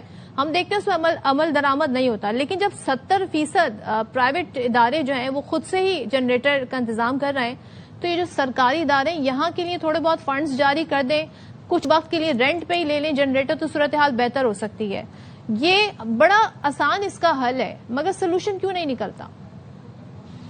جی دیکھیں, بالکل گزشتہ سال اور بلکہ ایک سال قبل جو ہے وہ شہر کے مختلف جو سرکاری اسکول تھے ان کو اضافی فنڈ فراہم کیا گیا تھا گرمی کی صورتحال کے پیش نظر. اس سال جو صورتحال درپیش ہے, جو معاشی مشکلات کو ایک بنیاد و جواز بنایا گیا ہے, اس بنیاد و جواز بنا کر اس سال جو ہے وہ اسٹینڈ بائی جنریٹر کے حوالے سے کسی قسم کے فنڈ فراہم نہیں کیے گئے. البتہ ایک اور الارمنگ صورتحال یہ بھی ہے کہ جس علاقے کے اندر بجلی آ بھی رہی ہے تو ان سرکاری اسکولوں کے اندر ان کا انٹرنل الیکٹرک سسٹم خراب ہے اور بعض سرکاری اسکولوں کے اندر پنکھے موجود نہیں ہیں, بعض سرکاری اسکولوں کے اندر پنکھے موجود ہیں, تو سروے کیے جاتے ہیں, ان کے سوئچ خراب ہے. سینٹر پہ جا کے ٹیمیں سروے کرتی ہیں کہ یہاں پہ حالات کیسے, فیسلٹیز کیا ہیں. جی بالکل سروے کیے جاتے ہیں, بالکل ٹیمیں بنتی ہیں, بورڈ آفس کی ٹیم بھی بنتی ہے, ڈائریکٹر پرائیویٹ اسکول کی جانب سے بھی ٹیم بنتی ہے, ٹیمیں جاتی ہیں. اس کے باوجود ان سینٹروں کو امتحانی مراکز بنا دیا جاتا ہے. ابھی بھی شہر کے بڑی تعداد کے اندر جو آپ یہ کہہ سکتے ہیں کہ کیمپس اسکول, ماڈل اسکول, ان کیمپس اور ماڈل اسکول کو نظر انداز کر دیا گیا. ان کیمپس اور ماڈل اسکول کو شامل کر لیا جاتا تو یقینی طور پر آپ بآسانی بڑے امتحانی مراکز کے اندر کشادہ ماحول کے اندر ان امتحانات کو یقینی بنایا جا سکتا تھا. تاہم محکمہ تعلیم کے ورس ڈپارٹمنٹ کی بھی ذمہ داری ہے کہ وہ امتحان سے ہٹ کر بھی معمول کے مطابق جو اسکول جو تباہ حال ہیں ان کو زیادہ بہتر بنایا جائے. البتہ سندھ بھر کے اندر اسکولوں کو بہتر بنانے کا سلسلہ شروع کیا گیا ہے. اسکولوں میں کلر کرایا جا رہا ہے, چیزیں بہتر بھی کی جا رہی ہیں. تاہم کچھ چیزیں سنگین مسائل بدستور وہ تو چلے وہ لانگ ٹرم میں کام کرنے, یہ تو بھائی اپنے امتحانات کے انتظامات میں یہ چیزیں شامل تھی. تھینک یو سو مچ, بہت شکریہ. انور خان حسن حفیظ ہمارے ساتھ تھے. سوال صرف یہ ہے کہ بچے اپنی زندگی میں بہت کہتے ہیں نا ایک ایسے فیز میں ہیں ان کے لیے بڑا ایک ہی امتحان ہے, اور اس میں اگر یہ ٹینشن میں اس طرح پیپر دیں گے تو کیا ہی کارکردگی پھر ان سے ایکسپیکٹ کی جا سکتی ہے.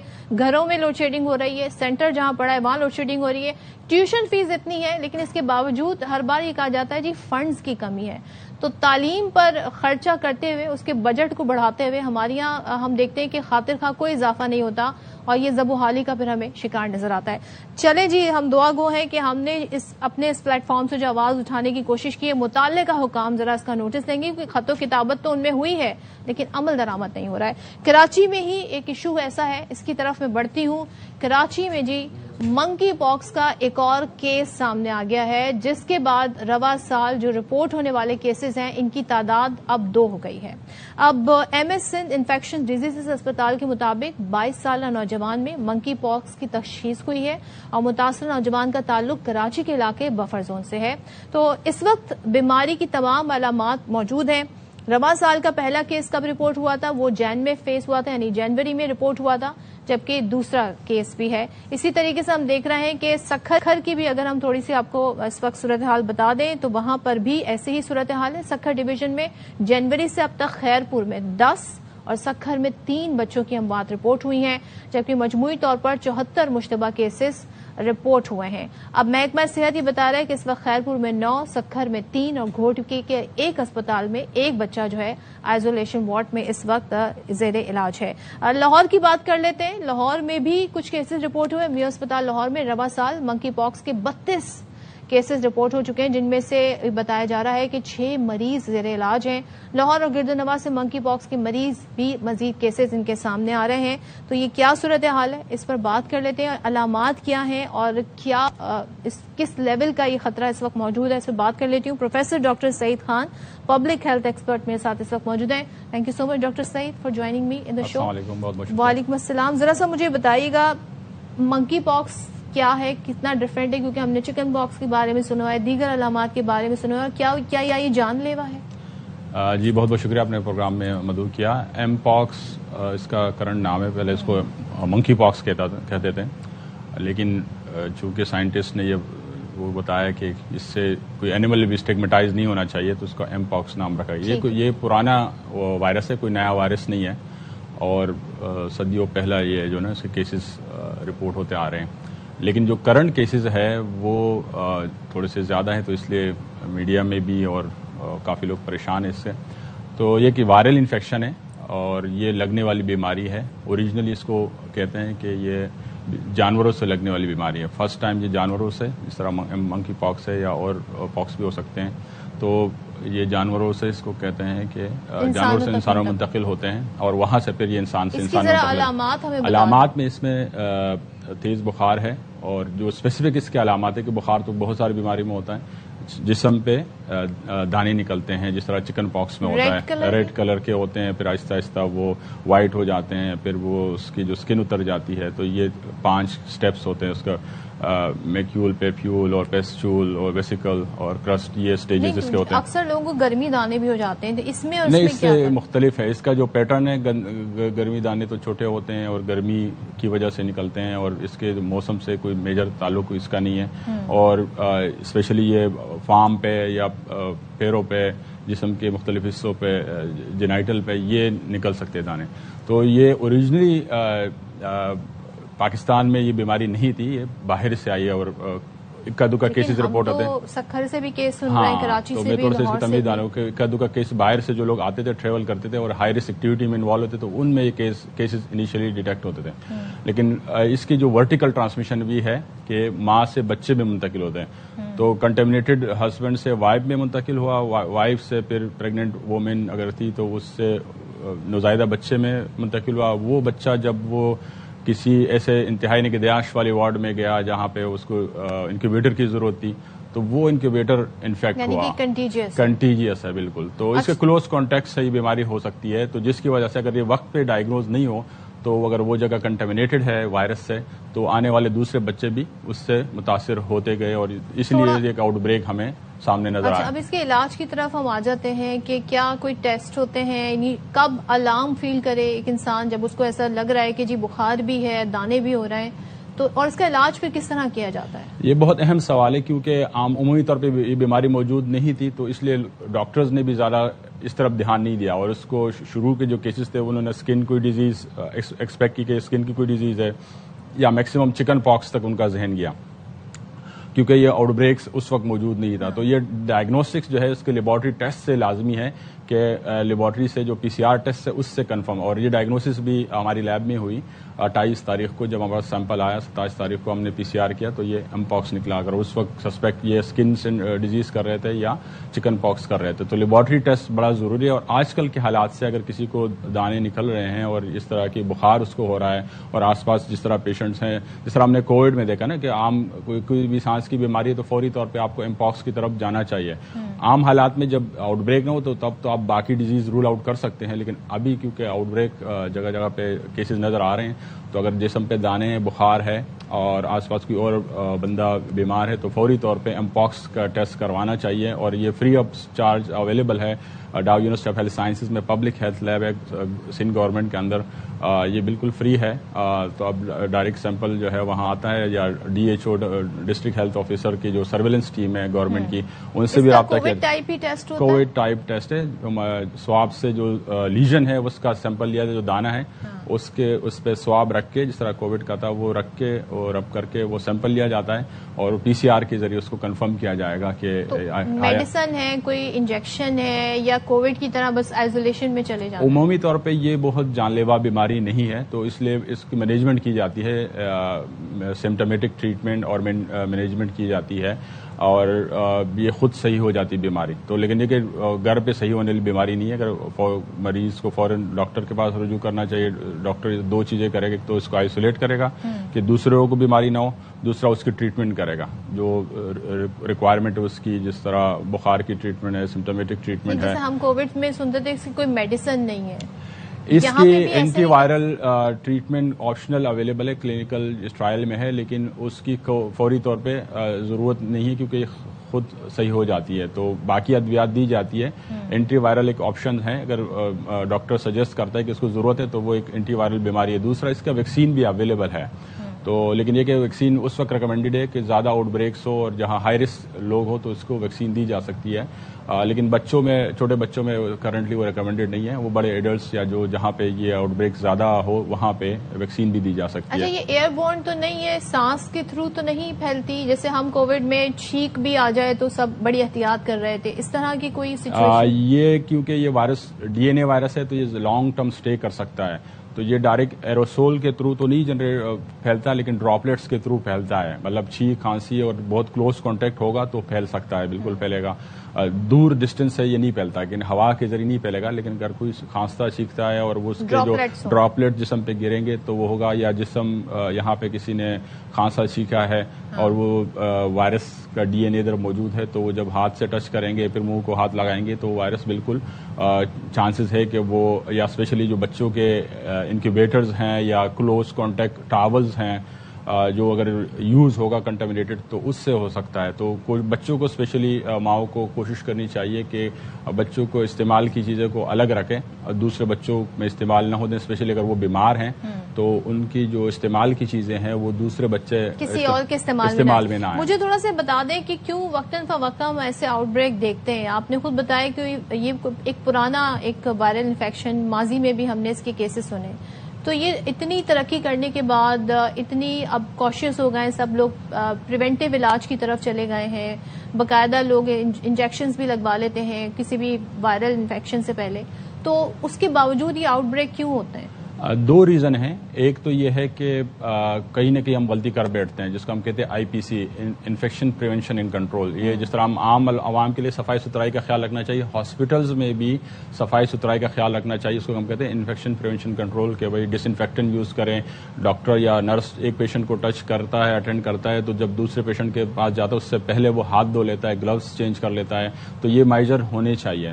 کہیں پہ بھی اگر یہاں پہ سستی آئے گی یا یہ میجرز نہیں ہوں گے تو بیماری ایک بندے سے دوسری جگہ پہ, اس کو کہتے ہیں ہاسپٹل انکوائرڈ انفیکشن یا ہیلتھ کیئر ایکوائرڈ انفیکشن, کہ ایک کلینک آپ گئے ہیں ایک بیماری کے ٹریٹمنٹ کے لیے, بجائے کہ وہ بیماری آپ کا صحیح ہو جائے کوئی اور بیماری وہاں سے آپ لے کے آ جاتے ہیں, یا وہ ہاسپٹل اتنی اچھی کوالٹی کا نہ ہو.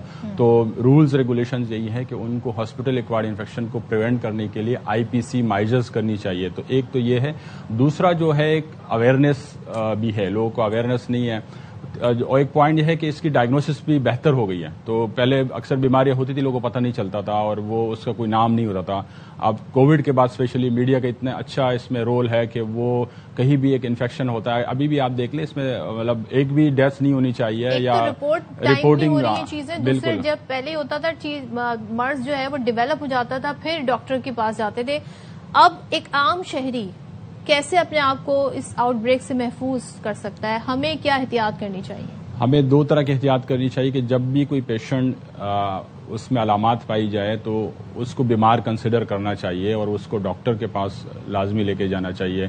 دوسرا, اس سے رابطے میں ڈائریکٹ نہیں آنا چاہیے, کیونکہ اکثر دیکھنے میں آیا کہ یہ کوئی شخص بیمار ہے اور پیٹرن یہی ہے کہ ہسبینڈ بیمار ہے تو وائف اس سے بیمار ہوئی, لیکن اگر ہمیں جو کریئر ہے اس کو پتہ ہی نہ ہو تو پھر کیا احتیاط کی جا سکتی ہے؟ مطلب اس کا یہ اس میں یہ اچھی اور بری بات ہے کہ اس کا پیشنٹ پتہ چل جاتا ہے. مطلب ود ان 7 days اس کے سمٹمز اپیئر ہو جاتے ہیں. کووڈ میں تو یہ تھا کہ اسمپٹومیٹک پیشنٹ بہت پتہ نہیں چلتا. یہ ود ان ویک ٹائم جو ہے اس کو بخار ہوگا, اس کے ویزیبل جو ہے نا اسکن پہ دانے نکل آئیں گے تو پتہ چل جاتا ہے. تو اگر ایسا پیشنٹ ہو اور اس سے پہلے کوئی اس میں ٹچ میں آیا تو وہ اس بندے کو بھی اپنے آپ کو 21 دن تک آبزرو کرنا چاہیے. اگر اس کو سمٹم نہیں بھی ہے, کیونکہ اس کا انکیوبیشن پیریڈ 21 دن کا ہے, تو مریض تو خود ڈاکٹر کے پاس جائے گا, جو بندہ اس سے کانٹیکٹ میں آیا ہے اس کو بھی اپنے آپ کو آبزرو کرنا چاہیے. 21 दिन तक और 21 दिन तक क्वारंटीन वाली सिचुएशन कर ले। बिल्कुल, thank you so much doctor Saeed साहब, बहुत अच्छे से आपने सारी सूरत हाल बताई है। भाई जनाब, आप भी महफूज रहें और अपने घर वालों को महफूज रखें, तो इन चीजों की नॉलेज रखना बड़ा जरूरी है। और वही बात, हमने बहुत अच्छी बातें कोविड के टाइम में सीखी थी, डिस्टेंस रखें, हाथों को साफ रखें और मास्क का इस्तेमाल करें, तो हमने वो आदतें खत्म कर दी, हमें इन्हें दोबारा इस तरफ जाना होगा। शॉर्ट ब्रेक की तरफ जाती हूँ और फिर जल्दी से वापस आते हैं।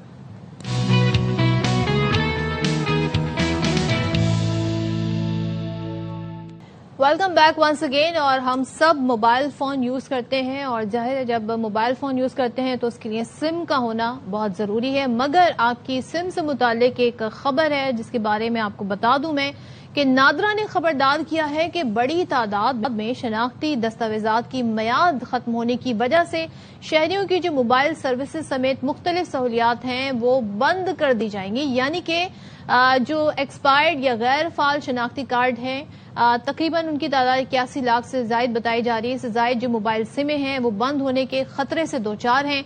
इनमें बड़ी तादाद ऐसी सिम्स की है, या तो एक्सपायर्ड है, शनाख्ती कार्ड पर वो चल रही हैं, या फिर मुतवफ़ी अफराद के नाम पर ये रजिस्टर्ड हैं। तो तकरीबन 15 लाख मोबाइल सिम्स ऐसे सार्फिन के नामों पर भी फाल हैं जो वफात पा चुके हैं, तो जिन्हें फौरी तौर पर दुरुस्त करना या मुंतकिल करना जरूरी है। तो नादरा अब क्या करने जा रहा है जी? नादरा के मुताबिक अगर शहरियों ने बर्वक्त शनाख्ती कार्ड्स की तजदीद ना करवाई, यानी कि आपने रिन्यू नहीं कराया अपना शनाख्ती कार्ड जो कि एक्सपायर्ड हो गया है, तो ना सिर्फ मोबाइल सर्विस बंद हो सकती है बल्कि बैंक अकाउंट्स, सरकारी सब्सिडी, गाड़ियों जायदाद की मुंतकली और मुख्तलिफ खदमात भी इससे मुतासर हो सकती है। जाहिर है जब आप ये लेन देन करेंगे तो आपका शनाख्ती कार्ड जो है वो अपडेटेड होना लाजमी है। तो ये जो तादाद है ये कितनी है, क्या इसके लिए कोई टाइम फ्रेम दिया गया है, क्या पब्लिक सर्विस कोई मैसेज ऐसा जनरेट किया गया है जिससे आगाह किया जा सके कि, या फिर उन लोगों की निशानदेही करके उनको ये मैसेज जनरेट किए गए हैं कि नहीं, इस पर बात कर लेते हैं। हमारे साथ इस वक्त मौजूद है Syed शबाहत Ali, तर्जुमान NADRA. Thank you so much शबाहत for joining me. जरा बता दीजिए, 81 लाख सिम्स के ब्लॉक होने का खदशा है, बड़ा नंबर है ये, तो हमें जरा वजूहात कुछ मैंने अहाता किया, लेकिन अगर आप बता दें क्या वाकई ऐसे हैं कि एक्सपायर्ड नंबर्स एक्सपायर्ड शनाख्ती कार्ड पर रजिस्टर्ड हैं या मुतवफ़ी के नाम पर रजिस्टर्ड है? सदफ प्रोग्राम में मदू करने का बहुत बहुत शुक्रिया। सबसे पहले एक जरा होलिस्टिक नेशनल सिचुएशन देख लेते हैं, पूरी कौमी पिक्चर इसकी देख लेते हैं कि तकरीबन कोई 21-21.5 करोड़ के करीब शनाख्ती दस्तावेजात हैं पाकिस्तान में जिनका इजरा हुआ है। इसमें 18 साल से कम उम्र बच्चों के CRC से लेकर शनाख्ती कार्ड तक शामिल है। और उसके अंदर इसी इलामी में जिसमें से आप ये पढ़ रही थी अभी, तो उसको अगर आप देखें तो 4 करोड़ 16 लाख दस्तावेजात एक्सपायर हो चुकी हैं। अच्छा। और उनकी एक्सपायरी के बाद लोग वापस उनकी तजदीद के लिए नहीं आए। इसमें 2,23,000 ऐसी दस्तावेजात हैं जिनकी एक्सपायर होने को 10 साल हो चुके हैं और वो लोग अभी तक उसकी तजदीद के लिए नहीं आए। अब अगर बात कर लें दूसरी तरफ कम्युनिकेशन की या बैंकिंग की या ये जो मोबाइल वॉलेट्स होते हैं जिनसे पैसों की ट्रांसफर होती है, ये बड़े हसास मामलात हैं एक ऐसे मुल्क में जहां लॉ एंड ऑर्डर के मसाइल से हुकूमत निपटती रहती है। और सिम के ऊपर जो सिम का जो शनाख्ती कार्ड के ऊपर इजरा होना है वो जाहिर है एक रियासती पॉलिसी का हिस्सा है। तो अगर वो डॉक्यूमेंट ही एक्सपायर्ड होगा तो ये यानी कानून नाफिज करने वाले इदारों के लिए भी एक मुश्किल है। नादरा ने अपनी एनुअल रिपोर्ट जो शाया की थी 2025 में वफाकी वज़ीर दाखिला को हमने सबमिट कराई थी और उसमें हमने खास तौर पर निशानदेही की थी इस मसले की, और वफाकी वज़ीर दाखिला ही की इंटरवेंशन के बाद PTA और नादरा ने ये मुश्तरका अलामिया जारी किया। अच्छा, तो थोड़ा सा मुझे बता दें कि अब ये जो सिम ब्लॉक करने का सिलसिला है ये यकदम होगा, मरहलावार होगा, और जिन लोगों के ये केसेस हैं क्या उनको इस मुतालिक आगाह किया गया है कि आपकी जो ये सिम है ये जी एक्सपायर्ड शनाख्ती कार्ड पर रजिस्टर हुई हुई है? जिन लोगों के शनाख्ती, चूंकि 2 इसमें टीयर्स हैं, जो सिम्स हैं उनके ऊपर कंट्रोल पाकिस्तान टेलीकम्युनिकेशन अथॉरिटी का है, वो बेहतर जवाब दे सकते हैं। लेकिन जिन लोगों के शनाख्ती कार्ड की मियाद खत्म हो रही है और उनमें से जिन लोगों के रजिस्टर्ड फोन नंबर्स हमारे पास मौजूद हैं, हमने मिलियंस की तादाद में इन लोगों को SMS करके मुतला किया है। न सिर्फ इनको मुतला किया है बल्कि ऐसे बच्चे भी जिनके बेफॉर्म बन चुके हैं और उनके माँ बाप ने उनका अब तक शनाख्ती कार्ड नहीं बनाया, बावजूद इसके कि बेफॉर्म के मुताबिक उनकी उम्र 18 साल से ज्यादा हो चुकी है, उनके माँ बाप को हमने मैसेज किए हैं। तो हमारा ये पब्लिक कम्युनिकेशन का जो सिलसिला है ये चलता रहता है। इसमें अबलाग आमा के इदारे बड़ा अहम किरदार अदा करते हैं। हमारी अपनी सोशल मीडिया पे माशाल्लाह बड़ी अच्छी प्रेजेंस है اور ساتھ ہی ساتھ ہم بذریعہ SMS ان تمام صارفین کو جن کے درست نمبر ہمارے پاس موجود ہیں ان کو بصورت SMS بھی ہم آگاہ کرتے ہیں. اچھا، یہ ذرا متوفی جو افراد ہیں یعنی جو وفات پا گئے ان کے نام پر سمز چل رہی ہیں، تو یہ تو بڑی حیرت انگیز بات ہے. اس کے خلاف کیا حکمت عملی ہے؟ اس کے لیے کیا کرنے جا رہے ہیں؟ صدف، ہم نے تقریباً 1 مہینہ ہو گیا ہے 42 لاکھ ایسے شناختی کارڈز کینسل کیے ہیں جن کے وفات کو، یعنی کہ یونین کاؤنسلز میں ان کی وفات کے اندراج ہو چکا تھا لیکن شناختی کارڈ کینسل نہیں کرائے گئے تھے. یہ 2 اسٹیپ پروسیس ہوتا ہے. جب کسی فرد کی وفات ہوتی ہے تو پہلے یونین کاؤنسل میں اس کی ڈیتھ کا اندراج ہوتا ہے، لیکن اس ڈیتھ کے اندراج میں کوئی بایو میٹرک تصدیق کا نظام موجود نہیں ہے. تو دوسرے مرحلے پر نادرا آ کر بایو میٹرک ویریفیکیشن دینی پڑتی ہے مرحوم کے کسی سگے رشتہ دار کو، کسی قریب، اس کا بیٹا، اس کی بیٹی، اس کی بیوی، اس کا ماں باپ یا اس کے سگے بہن بھائی دے سکتے ہیں. اور یہ مرحلہ جو ہے تقریباً 42 لاکھ ایسے کارڈز تھے جن کے اوپر نہیں تھا وہ. میں آپ کو بڑی دلچسپ بات بتاؤں کہ شناختی کارڈ شٹ ڈاؤن ہونے کے بعد ہمیں ٹوٹل 8 یا 9 کمپلینز آئی ہیں ایسی کہ جس میں لوگوں نے کہا کہ نہیں جی ہم ابھی زندہ ہیں، باقی وفات ہو چکی تھی لیکن ان کے پسماندگان نے آ کے ان کی کینسلیشن نہیں کی تھی. یہ ایک ایشو ہے. دوسرا ایشو یہ تھا کہ وہ جو کارڈز یعنی کہ ہم نے کینسل کر دیے ہیں یا وہ ڈیتھ ہو چکی ہوئی ہے یونین کاؤنسل میں، ان کے اوپر سم بلاکنگ یہ PTA کا مینڈیٹ تھا، جنہوں نے اب اس پہ باقاعدہ ایک حکمت عملی بنا کے اور اس کو ایک اعلامیہ جاری کیا ہے. اور میں چاہوں گا کہ آپ ان کو بھی مدعو کریں، ان سے بھی پوچھیں کہ اس کے اوپر ان کا جو ٹائم لائنز ہے وہ کیا ہے. لیکن بہرحال یہ اس کا امپیکٹ بہت زیادہ ہوگا کیونکہ آپ جیسے خود ہی بتا رہی تھی 81 لاکھ اور 15 لاکھ کو جمع کرنے کو 96 لاکھ سمز ہیں. امپیکٹ ہی ذرا ہمیں بتا دیں کہ کیونکہ نادرا تو خبردار کر رہا ہے مگر بہت سارے شہری اور خاص طور پہ ہم دیکھتے ہیں ہاؤس وائف جو ہیں ان کو لگتا ہے شاید انہیں کیونکہ باہر ان کا کام نہیں ہے، کہیں جاب نہیں کر رہی، تو شناختی کارڈ اگر ایکسپائرڈ ہو گیا تو بڑا تھوڑا لیٹ بیک اپروچ ہوتی ہے. کیا جو سہولیات ہیں وہ متاثر ہو سکتی ہیں اگر سمز بلاک ہو جائیں تو؟ سمز اگر بلاک ہو جائیں تو آپ نے جیسے خود بھی بتایا کہ بے نظیر انکم سپورٹ پروگرام کی جو گرانٹ ملتی ہے غریب طبقے کو ملتی ہے وہ ساری گرانٹس خواتین ہی کے تھرو جاتی ہیں. تو ایسی تمام خواتین جو BISP کی بینیفیشریز ہیں وہاں سے بات شروع کر لیتے ہیں، ان کی وہ گرانٹ جو ہے وہ رک جائے گی. تو سب سے پہلے تو ان کو چاہیے کہ وہ قریبی رجسٹریشن سینٹر پہ چلی جائیں. میں آگے بتا دیتا ہوں اور کیا کیا طریقے ہیں. اس کے علاوہ جو صحت کی سہولیات ہیں، دیکھیں یہ صحت کے معاملات بڑے نازک ہوتے ہیں اور کسی بھی ٹائم کسی بھی شخص کو اگر ہاسپٹلائزیشن کی ضرورت پڑتی ہے اور پتہ لگتا ہے کہ شناختی کارڈ ہی ایکسپائرڈ ہے، بینک اکاؤنٹس بند ہو جایا کرتے ہیں اور بہت سے مسائل اور بھی آ سکتے ہیں جس میں اب ایک سم کا مسئلہ بھی ایڈ ہو چکا ہے. تو اس لیے وہ تمام افراد، خاص طور پہ وہ خواتین جیسے آپ نے نشاندہی کی کہ گھر بیٹھی ہوئی خواتین کو اس چیز کا اتنا شعور نہیں ہوتا. یہ ہماری ذمہ داری بنتی ہے کہ ہم یعنی کہ شہری ہونے کی حیثیت سے بھی اگر آج اس پروگرام کے توسط سے یہ بات ہمارے نالج میں آ گئی تو ہم اپنے وہ خواتین جو صفائی والیاں ہیں، جو کسی چھوٹی موٹی جاب میں ہیں یا ہاؤس وائفز ہیں یا بوڑھی ہو گئی ہیں، ان کو ضرور بتائیں. اچھا، جو یہ اب ہم نے نمبر آپ کو بتایا ہے کہ چونکہ بہت بڑا نمبر ہے، 4 کروڑ 16 لاکھ دستاویزات ہیں، تو ہمیں یہ اندازہ ہے کہ جب لوگ سینٹروں کا رخ کریں گے تو یہ ایک دم ایک رش کی کیفیت بن سکتی ہے. لہٰذا نادرا کے 961 سینٹر 961 سینٹرز ہیں اکراس پاکستان، ان کے ساتھ ساتھ 4000 سے زائد ای سہولت فرینچائزز پہ جو کہ قریبی کریانے کی دکان ہو سکتی ہے. اس کی پوری لسٹ ہماری ویب سائٹ پہ موجود ہے. آپ وہاں جا کر بھی اپنا ایکسپائرڈ شناختی کارڈ جو ہے اس کی تجدید کروا سکتے ہیں. ٹھیک ہے، یعنی کہ ای سہولت بھی ہے اس حوالے سے اور نادرا نے مزید بھی اس حوالے سے کام کیا ہوا ہے. تھینک یو سو مچ شباہت، بہت شکریہ آپ کا اس حوالے سے آگانے کے لیے. تو بھائی جن کے شناختی کارڈ ایکسپائر ہو گئے ہیں، پہلے تو یہ کہ آپ کو بڑا آبویسلی آپ کا کارڈ ہے اس پہ ایکسپائری ڈیٹ لکھی ہوتی ہے، پتہ چل جائے گا، لیکن پھر بھی نادرا کا ایک نمبر ہے، اس پر بھی آپ اگر اپنا شناختی کارڈ نمبر سینڈ کریں تو آپ کو پوری اپڈیٹڈ سچویشن جو ہے وہ پتہ چل جاتی ہے. تو بڑا ضروری ہے کیونکہ اس سے آپ کا جو آن لائن بینکنگ سسٹم ہے وہ متاثر ہو سکتا ہے. یہ تمام تر سہولیات جو ہیں وہ متاثر ہو سکتی ہیں. تو چلیں جی، ہمارا کام تھا آگاہ کرنا، ہم نے آپ کو انفارم کر دیا، لیکن کچھ اپڈیٹس ہیں ساتھ ساتھ وہ بھی شیئر کرتے جاتے ہیں. وزیر خزانہ محمد اورنگزیب کی ورلڈ بینک اور IMF اجلاس کے موقع پر چینی وزیر خارجہ، چینی وزیر خزانہ اور پیپلز بینک آف چائنا کے گورنر سے ملاقاتیں ہوئی ہیں اور معاشی تعاون اور اسٹریٹجک شراکت داری مزید مضبوط بنانے پر اتفاق ہوا ہے. شعیب نظامی ساتھ ہیں، ان سے ڈیٹیل جان لیتے. بتائیے شعیب. جی، اس ملاقات میں پاکستان جو ہے وہ چونکہ یورپ ایک پانڈا بانڈ جو ہے وہ چائنا میں لانچ کرنا چاہ رہا ہے، اس پر بھی تبادلہ خیال کیا گیا ہے. اس کے ساتھ ساتھ جو پاکستان کی بیرونی فنڈنگ کی ضروریات ہیں उनमें जो मुख्तलिफ ऑप्शन पर गौर किया जा रहा है उस पर भी बातचीत की गई है।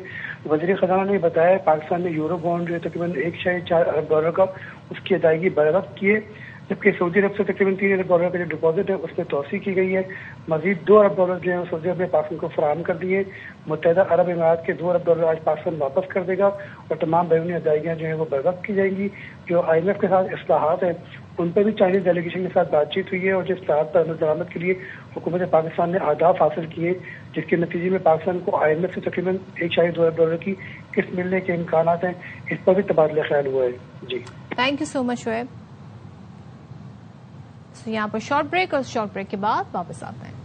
वेलकम बैक वंस अगेन और बात कर लेते हैं PSL की। तो PSL में मैचेस का सिलसिला जारी है। कल 2 मैच खेले गए और हमने देखा कि रावलपिंडीज की जो शिकस्त का सफर है वो रुकने का नाम नहीं ले रहा है। और रिजवान 11 की बात कर लेते हैं तो उनको इवेंट में इस तरह से मुसलसल अगर हम कहें छठी नाकामी का सामना करना पड़ा है। हैदराबाद की बात करते हैं तो हैदराबाद ने मैच 5 विकेटों से अपने नाम करके तीसरी कामयाबी PSL सीजन 11 में समेटी है और किंग्समैन ने 122 रन का हदफ 21 गेंद पहले हासिल किया। इरफान खान 34 रन बनाकर नुमाया रहे। कप्तान लबुशेन की बात करें और कुशाल परेरा ने 32 रन की इनिंग्स खेली। तो रावलपिंडीज ने पहले खेला और पहले खेलते हुए 9 विकेटों के नुकसान पर 121 रन बनाए। हनैन शाह और मोहम्मद अली ने 3-3 विकेटें हासिल की। तो जरा देख लेते हैं क्या सूरत हाल रही इनकी इनिंग्स की और कैसे विकेटें गिरी। लाहौर में तो बड़ी जबरदस्त कराची किंग्स की परफॉर्मेंस जारी थी, लेकिन कराची आकर ही हम देख रहे हैं कि कराची किंग्स की परफॉर्मेंस जो है वैसी हमें नजर नहीं आ रही। PSL 11 में इस्लामाबाद ने कराची को 8 विकेटों से शिकस्त दे दी और टेबल पर दूसरी पोजीशन हासिल कर लिए। किंग्स ने पहले खेलते हुए 6 विकेटों के नुकसान पर 150 रन बनाए और हम ये देख रहे हैं कि पहला मैच खेलने वाले जेसन रॉय ने 39 और आजम खान ने 34 रन स्कोर किए। शादाब खान और रिचर्ड टेगल्सन ने 2-2 विकेटें हासिल की हैं। तो जरा इस मैच की भी कुछ झलकियां आपको दिखाते हैं और फिर मजीद बात करते हैं। तो भाई 151 रन का हदफ था और इस्लामाबाद के ओपनर्स ने बड़ा अच्छे पुरएतमाद तरीके से आगाज किया। समीर मिनाज और रिबन को 90 ने आप देखें कि 10 ओवर्स में 93 जो है इन्होंने शिराकत बनाई और अच्छे रन इन्होंने जोड़े। बात कर लेते हैं, शाहिद हाशमी हमारे साथ हैं। शाहिद साहब, रावलपिंडीज पे बात कर लेते हैं। बड़ी इस पे बात भी हो रही है, बड़ी धूमधाम से एंट्री हुई थी, लेकिन ये शिकस्त का सिलसिला नहीं रुक रहा है। मुसलसल 6 मैचेस में नाकामी, मतलब इससे क्या नतीजा अखज़ किया जाए? टीम सिलेक्शन नहीं है, दुरुस्त परफॉर्मेंस नहीं है, टीम अच्छी तरह से जैलन नहीं हुई है, कप्तानी का मसला है, इशू क्या है? उनके साथ तो सारे ही मसले हैं और सबसे बड़ी चीज ये कि वो रन्स नहीं बना पा रहे हैं। 121 रन बनाकर आप मैच नहीं जीत सकते और उस मैच में हैदराबाद को भी थोड़ी प्रॉब्लम हुई रन्स बनाने में। तो पिच इतनी कोई क्वालिटी की पिच नहीं थी। दूसरी मैच में भी कराची ने सिर्फ 185 रन बनाए। इतने कम रन्स बन रहे हैं, लेकिन इस्लामाबाद ने जिस तरह रन्स बना लिए, टारगेट इतनी आसानी से अचीव कर लिया, उससे लग रहा था कि पिच में कोई प्रॉब्लम नहीं है, बैटिंग में प्रॉब्लम है। तो पिंडीज ने ओवरऑल इस पूरे टूर्नामेंट में मायूस किया है। इतने महंगी टीम, सबसे महंगी टीम है इस वक्त PSL की, अच्छे प्लेयर उन्होंने चूज किए, लेकिन T20 के लिए यही कहा जाता है कि अगर आप दुनिया के बेस्ट प्लेयर्स भी एक टीम में डाल दें, लेकिन वो मैच वाले दिन अच्छी कारकर्दगी नहीं दिखाएंगे तो यही हालत होगी जैसे पिंडीज की हालत हुई। 6 लगातार मैच हार गए। और फिर आप कप्तानी की बात करें तो रिजवान पिछले सीजन में 2024 के सीजन में फाइनल हारे थे, उसके बाद 10 में से 9 मैच हारे मुल्तान सुल्तान के लिए और ये 6 के 6 मैच हार गए, यानी 17 मैचों में वो 16 मैच हार चुके हैं बहैसियत कप्तान। तो उनकी भी कप्तानी में प्रॉब्लम है, उनकी भी किस्मत नहीं चल रही बहैसियत कप्तान, और वो इतने रन्स भी नहीं बना पा रहा है, हालांकि वो इतने क्वालिटी क्रिकेटर है। तो जितने भी अच्छे क्रिकेटर्स थे, अब कल डेरिल मिचेल भी 0 पर आउट हो गए, तो उनकी किस्मत में इस पूरी PSL में उनकी जो कारकर्दगी है बिल्कुल भी साथ नहीं दिया और वो they are on the verge of exit almost, यानी वो बाहर हो चुके हैं टूर्नामेंट के। कोई 3, 4, 5 रिजल्ट उनके फेवर में आएंगे तो शायद वो आगे जाएंगे, लेकिन वो अब उनके लिए PSL 11 की कहानी जो है खत्म हो गई, उन्हें अब PSL 12 की तैयारी करनी है। और शायद साहब जरा कराची किंग्स वाले मैच पे आ जाते हैं। इस्लामाबाद यूनाइटेड के साथ था, लाहौर में बड़ी जबरदस्त परफॉर्मेंस जारी थी, लगातार जीत हो रही थी। कराची आके क्या हो गया है? तीसरी शिकस्त हुई है। मतलब आप कौन सी गलतियां जो पिन पॉइंट करना चाहेंगे जो कराची किंग्स इस वक्त कर रहा है? मेन चीज ये है कि रन ही नहीं बना पा रहे। एक मैच में 180 किया था इन 3 मैचों में से, तो उसमें भी डिफेंड नहीं कर सके। तो जिस मैच में थोड़ा बहुत स्कोर कर लिया नहीं चल पाए। 150 इतना बड़ा टोटल नहीं था, और वो भी इस्लामाबाद की बैटिंग के खिलाफ, जिसमें डेविन कॉन्वे बहुत जबरदस्त फॉर्म में, समीर मिनास ने इस PSL में सबको मुतासिर किया है कि बहुत ही अच्छी बैटिंग कर रहे हैं। तो थोड़ी बहुत हेनरिक्स ने और आजम रॉय ने और आजम ने बैटिंग कर ली, तो कराची किंग्स 150 तक भी पहुंच गए। यही कप्तान मोइन अली ने, जो स्टैंड इन कैप्टन है, डेविड वार्नर खेल नहीं रहे, तो मोइन अली ने यही कहा कि हम रन्स नहीं बना पा रहे, और अब मुझे ये देखना पड़ेगा कि मुझे खुशदिल को और आजम को थोड़ा ऊपर बैटिंग करने की जरूरत मुझे लग रही है। तो कराची किंग्स ने इतने स्कोर नहीं किया था, और उसका वो फिर दिफा भी नहीं कर सके। और शायद साहब आप दुआ गो हैं कि भाई कराची किंग्स अच्छा परफॉर्म करे। बस लास्टली मुझे बता दें, सलमान आगा ने वनडे वर्ल्ड कप की जो T20 है, T20 क्रिकेट है कप्तानी के लिए, वो छोड़ने का इशारा दे दिया। तो इस बयान पर आप कुछ कहना चाहेंगे, कैसा फैसला किया गया? ये अक्लमंद क्रिकेटर है, उसको आइडिया हो गया कि वो अडेप्ट नहीं कर सका T20 क्रिकेट के लिए। उसने कोशिश बहुत की और बड़ी सिंसियर कोशिश की उसने। T20 वर्ल्ड कप से पहले श्रीलंका के खिलाफ सीरीज में बड़ी अच्छी बैटिंग की थी। T20 वर्ल्ड कप में वो कुछ नहीं कर सका। और ऑल्दो कि पाकिस्तान के इतने T20 नहीं है, अगर पाकिस्तान खेलेगा भी तो श्रीलंका से वो 3 T20 है अक्टूबर में, और ज्यादातर अब ODI क्रिकेट होगी, इसलिए कि अगले साल ODI वर्ल्ड कप है। तो अक्लमंदाना बहुत ही अच्छा फैसला है। ठीक है, thank you so much. Shahid Hashmi हमारे साथ थे जी। मैचेस का सिलसिला जारी है, कुछ अपडेट भी मजीद हैं। एक वाकया है जिसका लोधरा से जिक्र कर देती हूँ। लोधरा में शादी के दिन दुल्हन का बहिमाना कत्ल रिपोर्ट हुआ, और करो पक्का रोड पर दुल्हन को उसके मामू के बेटे ने छुरियों के वार से कत्ल किया, और फिर अपने गले पर भी छुरी फेर लिए। पुलिस अब तक क्या इस बारे में मालूम कर सकी है, इस पर बात कर लेते हैं। हमारे साथ इस वक्त मौजूद हैं DSP आबिद हुसैन भल्ला साहब। आबिद साहब, जरा बताइएगा ये वाकया क्या है, और मुलजिम तो अस्पताल में जेर इलाज है, उसकी हालत भी कैसी, मगर एक्चुअल में ये वाकया हुआ क्या है? अस्सलाम वालेकुम। ये कल कोई 6 बजे के करीब ये दुल्हन की बारात आई हुई थी। ये ब्यूटी पार्लर में तैयार होने के लिए आई है, और इसका फर्स्ट कजन जो इसकी फुफ्फू का बेटा है, वो इसको चेस करके वहां पे आया है। बाद में वहां पे एंटर हुआ है और छुरी के वार करके उसको इसने मर्डर कर दिया ऑन द स्पॉट, और खुद भी कट फ्रॉड कर लिया। इसका जो बैकग्राउंड है वो ये है कि ये नेबर भी हैं, फर्स्ट कजन भी हैं, और शादी से को 3-4 दिन पहले इन्होंने उनसे रिश्ता भी मांगा, लेकिन तब तक वो शादी की डेट रख चुके थे। उन्होंने इसको रिफ्यूज कर दिया, और फिर इनके घर में कुछ झगड़ा भी हुआ, और उसके बाद कल ये अनफॉर्चुनेट इंसिडेंट हो गया। तो अभी ज़ाहिर जेर इलाज है, लेकिन बाद में कानूनी कार्रवाई फिर होगी इस मुलजिम के खिलाफ यकीनन? जी, इस पे FIR अंडर सेक्शन 302 लॉन्च हो गई है। मुलजिम क्रिटिकल है, यहाँ पे DSQ शिफ्ट किया गया था, वहां से वो बहावलपुर BVH में रेफर हो गया है, और अभी क्रिटिकल है। ठीक है, thank you so much Abid साहब, बहुत शुक्रिया आपका। और देखें जी, ये हालात हैं, अब देखते हैं पुलिस इस पे कैसे आगे बढ़ती।